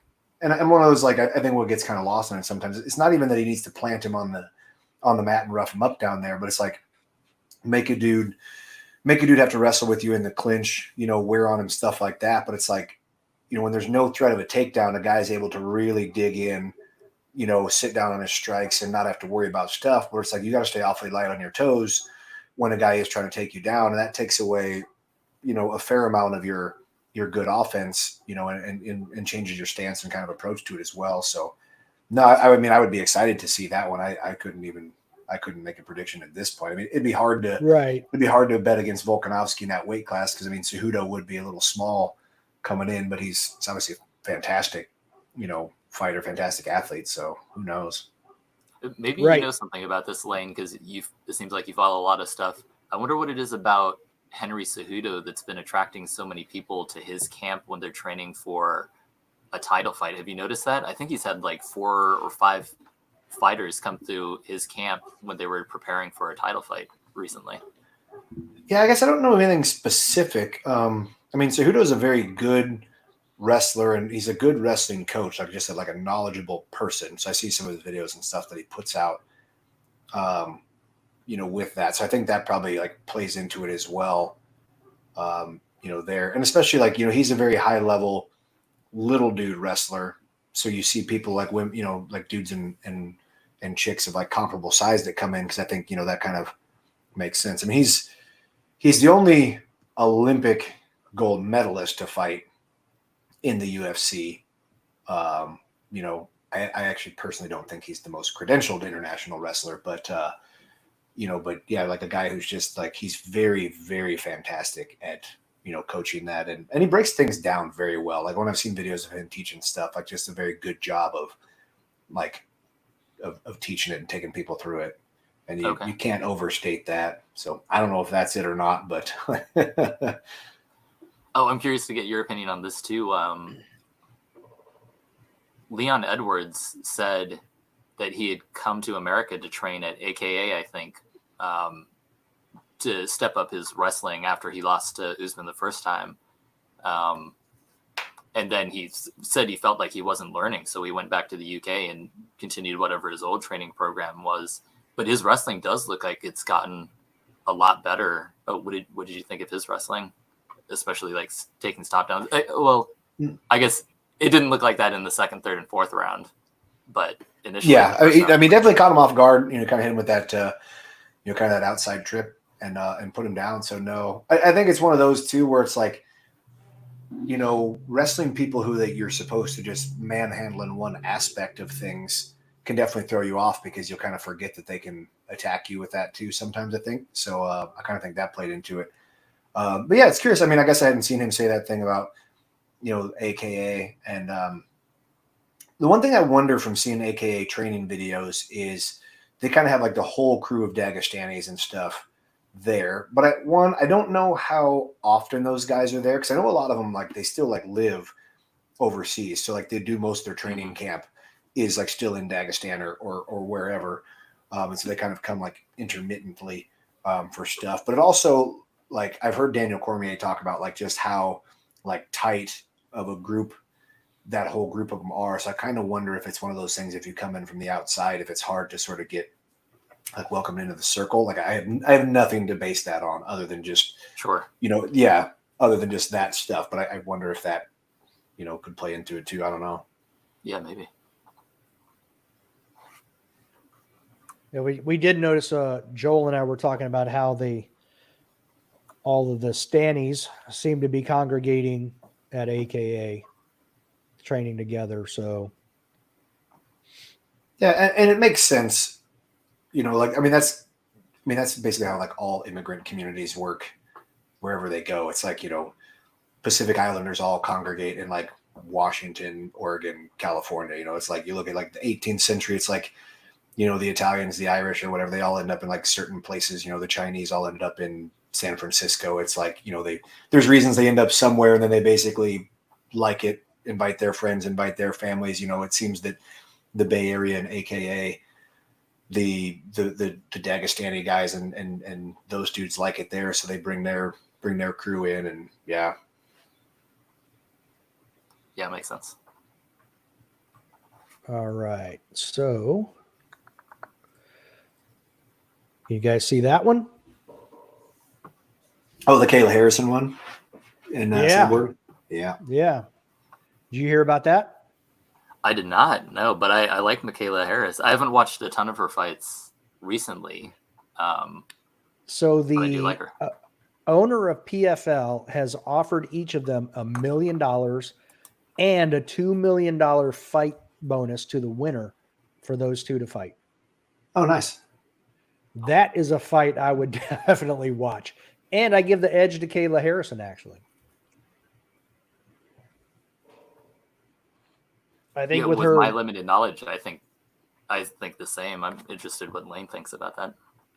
Yeah, I'm not super familiar with her or with Cyborg like recently. And you always kind of wonder with someone like Cyborg who's been around for like ever.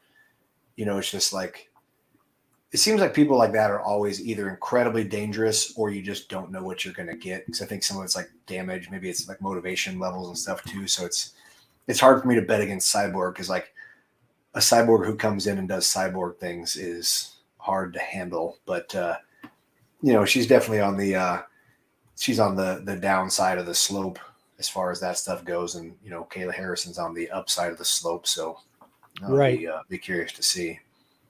I also imagine Cyborg is used to being the bigger fighter, and I think Kayla Harrison wrestled at 170 at some point. She's a big girl. Competed in judo. Yeah, it was judo. But I want to say she was, Olympic and world champion judoka was Kayla Harrison. So, and I know it's probably hard for you guys to see there, but she's a big girl. And I don't mean fat. I mean, I think if you put her beside Cyborg, she might be as big or bigger than Cyborg. And going back to our conversations earlier, she hasn't been in those battles like Cyborg has. So she doesn't have that wear and tear of being punched in the face. Mm-hmm. Yeah. And it's definitely hard to, because that has positives and negatives with it too. It's like, has she really been tested yet? So that could be a negative. but then it's also like, True. okay, She's also 15-0. Yeah, not having an additional 10 years of fight-related injuries and stuff like that, because I mean, not only in the fight, but like that just affects like how you're able to go through training camp and all those sort of things. And you hear that all the time with people like, oh, they have trouble cutting weight because they rolled an ankle 3 weeks out, so they couldn't do cardio. Like, like that stuff's fairly common, and so Right. yeah, be a good one to keep track of. She has been super active, which is probably in her favor. Like she fought 4 times in 2021, and she's already fought 3 times this year. Yeah. Yep. So yeah, and 15-0. She's only had 3 decisions. So she's 12 stoppages out of 15 fights. So she's an 80% stop rate. The other thing too is I don't recognize anybody she's fought. Yeah, I don't either. That goes, but I don't follow PFL either. You know what I mean? Yeah. And there's a lot of people on Cyborg's list that I'm like, who are these people? Or they were just somebody that, was in for a fleeting moment and back out of MMA. So, well, and that's all combat sports, but like women's combat sports in particular is like the discrepancy between the top and the bottom. And so it's like, you see a lot of those where it's like, you see that all the time with like Amanda Nunes and Cyborg and Valentina. It's like there is nobody else to put in there with them unless you just want to have Valentina fight Amanda Nunes twice a year, every year, which I think would be the most reasonable thing to do for fans. Yeah, why not? It's like, but it's like, it's like every time they come up with like a new Valentina fight, I'm like, damn it. Like, I feel sorry for whatever this next chick is, but there's just nobody else to put in there to give her like, a good challenge. But so Kayla Harrison competed at 172 pounds. You were right there, Joel. She won the 2010 World Judo Championships, gold medals at the 12 and 16 Olympics, and gold at the 11 and 15 Pan American Games. So she's got 5 gold medals in her career from judo at 172. So she's probably cutting a little bit of weight to get to 155. Yeah, probably. That seems like a fairly normal amount of weight to cut there. I'm trying to see if I can find a good image to share of just how big she is. She is a big girl. Mm-hmm.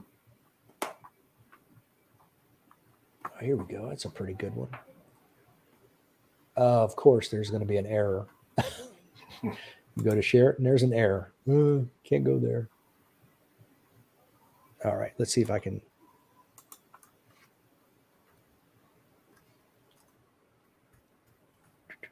All right, crop this down so we're not blocking our faces. There we go. There you go. It's still kind of hard to see, but that's a guy behind her, but she's a big girl. Yeah. So I think size-wise, she can compete with Cyborg. Nunes did. Strength-wise, I'm sure she can. Mm-hmm. And obviously she's got submissions and throws, and so it'd be interesting. She does have some wins by TKO as well, by strikes. Yeah, I don't think the UFC would create a division for 155, but if she could get down to 145, that would be great. I'd love to see her compete against some of the people in the UFC. I would probably subscribe for a month to PFL to watch that fight. Right. Well, and that's like, with women, you have the exact opposite problem of like men's weight classes. It's just like, where do you make heavyweight and where do you cut it off? Because it's like, there's just not enough women over like 160 pounds. But then it's like, you end up like in jiu-jitsu, like you have Gabby Garcia, who's like 225 pounds, but it's like, I think ultra heavyweight, so like where the unlimited weight class starts for women in jiu-jitsu is 160 pounds. So it's like you go from 160s to cut off. And so it's like, oh, and like Gabby weighs like what I weigh, like. Those fights are interesting though, to see like the big disparity. Like I can't remember who it was that beat her. But that was super exciting to watch and see somebody beat someone. Oh, who's Liz 40 pounds Clay, heavier. and yeah, I'm trying to think of who else beat Gabby. Liz Clay's the last one that comes to mind. But yeah. What are you guys seeing on your screen right now? I see your logo. Yeah. Yeah, I don't know what's going on. It's not.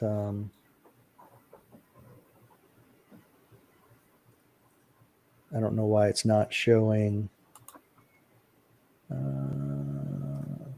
There we go. I don't know why it was showing that. It's really weird. All right, so here's one more I wanted to chat about. Mohamed Usman. Either one of you see his what was it? Oh shoot! What's the competition? The Ultimate Fighter finale. Yeah. That's the only one I've seen of him fight though. So yeah, what I did you actually think? didn't see that. I saw him in his recent UFC fight. Right? I think that. Yeah, and that's what that was. The finale there. That was that the was finale. okay. Right. Yeah, that was the finale. So he looked kind of sloppy, but he obviously looked has a lot of very power. stiff. But with power. Yeah. Yeah. Yeah. He was like Rock'em Sock'em Robots. Stiff. Yeah. I feel like you get some he gets a little more fluidity to him. He could be somebody. Yeah, I mean, I'd be curious to see. I don't honestly know much about him, so I don't have a lot I can talk about. So, right. I feel like just the fact that his brother was was the welterweight champ, that he's got a little bit of a leg up, at least in training, that he's got somebody he can train with and learn some stuff from. So I feel that will help him, but he's got a ways. It's definitely to a marketable thing as well. For sure. Yeah, if you're on the UFC standpoint, you definitely feel like that's an easy sell. Yeah, I'm curious where he trains too. I wonder if he trains down in Florida or if he trains with Usman up wherever Trevor Whitman is. Yeah, I don't know.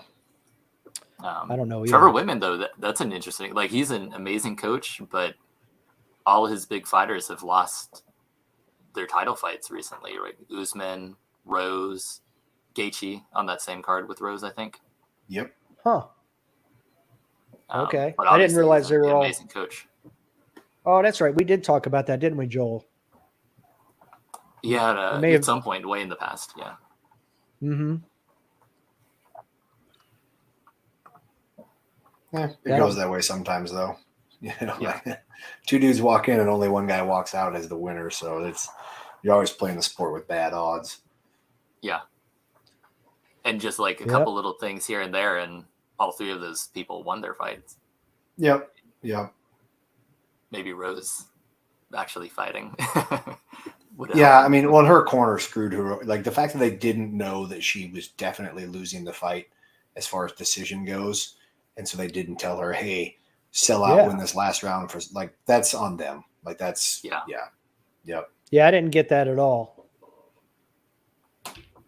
Yeah, they should have given her more of a sense of urgency. I like Rose, so I was hoping she'd win, but it's all I also good. thought it was going to be like a great fight, and then it was that. Yeah, I mean, I would say, like, I like Rose, but the way she was fighting, I was hoping that she lost, because I was like, I don't want this to be rewarded. You know, like, you're not trying to in any way like win this competition. So, yeah, I was really hoping that she would not get the decision, because I didn't want her to be rewarded for that and then like have it somehow like mess up the division. You know. Right. Yeah, she definitely did. As far as like who's going to be next for whatever, you know, because it's like, because if she wins that and then she's the heir apparent again for the weight class, then it's like, okay, then you're kind of stuck in that endless loop of, you know, just having these two people or these three people to fight over and over. Yeah, I think there was speculation that I think maybe her and Pat Barry were getting married the next month or something like that, and I don't recall any time I've ever seen her fight like that in a previous fight. So I'm hoping it was a one-time thing and she comes back and does well and puts on a performance. Yeah, it was definitely weird, but it was, I don't know. It was like I'm trying to just remember watching it because it's been a while now, but I remember watching it. I was like, what are you like? What this is not enjoyable. Yeah, there might have been a round where there wasn't a single punch or strike thrown. That's probably an exaggeration, but I think it's possible. Right. Yeah, it was definitely odd. Let me scroll. I don't think Rose has. I mean, I don't think Carla has anything coming up either. So they fought in May. She's probably due for a fight later this year. Yeah, I thought she had a fight lined up. Yeah, November 12th. She's fighting Weili Zhang. Yeah, oh, okay. Oh, I like that. Yeah. I like that a lot. That'll be an exciting fight. It There definitely it is. won't be the last one. Right. No. Yeah, that'll be a. She's an impressive fighter. I'm liking the Chinese fighters. They yeah, I mean, seem there's to starting to be bring a couple of them lot. come out and around in the UFC. Mm-hmm. That's why the fight coming up that I was talking about. Yeah, Li Jingliang. Yep. Mm-hmm. Li Jingliang, yeah, whatever. Yeah, Li Jingliang against Ferguson. Another good one. Yeah, these guys are and women are exciting. Yeah, they don't have any. You would It'd think be interesting. From a numbers aspect, there'd be at least a couple good ones coming out of that region. Right, yeah. Why? Just because they're the most populous country in the world? Yeah. Correct, yes. Yeah, they have numbers on their side. Surprisingly, though, you don't see any of them coming up and dominating in the 125 or 135. I feel like you'd see more of that, possibly. Well, I don't know what they have for like development over there. Like, I mean, considering it seems like it's fairly new as far as their, stuff goes. I just don't know what they have for like long-term development. And most of their other sports are like, it's all like state run. So, I mean, it's one of the reasons why they're so successful, at the Olympic level now in the last, I don't know, like a couple decades, but, they basically kind of like the old Soviet system where it's like, kids are identified as kids and put in like, state training programs and stuff like that, which is one of the reasons why like their weightlifting program, became like one of the best or the best in the world, like, kind of in the course of like, 5 or 10 years all of a sudden. And yeah. Yeah. So maybe like in 15 or 20 years, we'll see them start dominating because right now they're picking them out. They're 5-year-olds and maybe so. And, and if you don't have a long history of like people doing, like mixed martial arts stuff, like you're kind of having to like find some people like America. We tend to, we have a lot of people that do an awful lot of wrestling and grappling stuff. So it's like, then you kind of have the influx of legit kickboxers. I mean, now this was decades ago for us, but like, people who could kind of start to, put the pieces together and things like that. And they don't even have a lot of professional boxers. So interesting. The combat sports, they don't seem to be heavily into. I'm not sure why.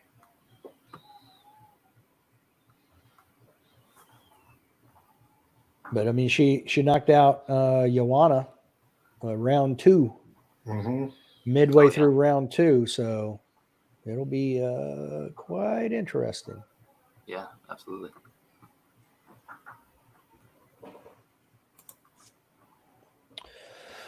Well, guys, that's what I got. You guys got anything else you want to talk about, or?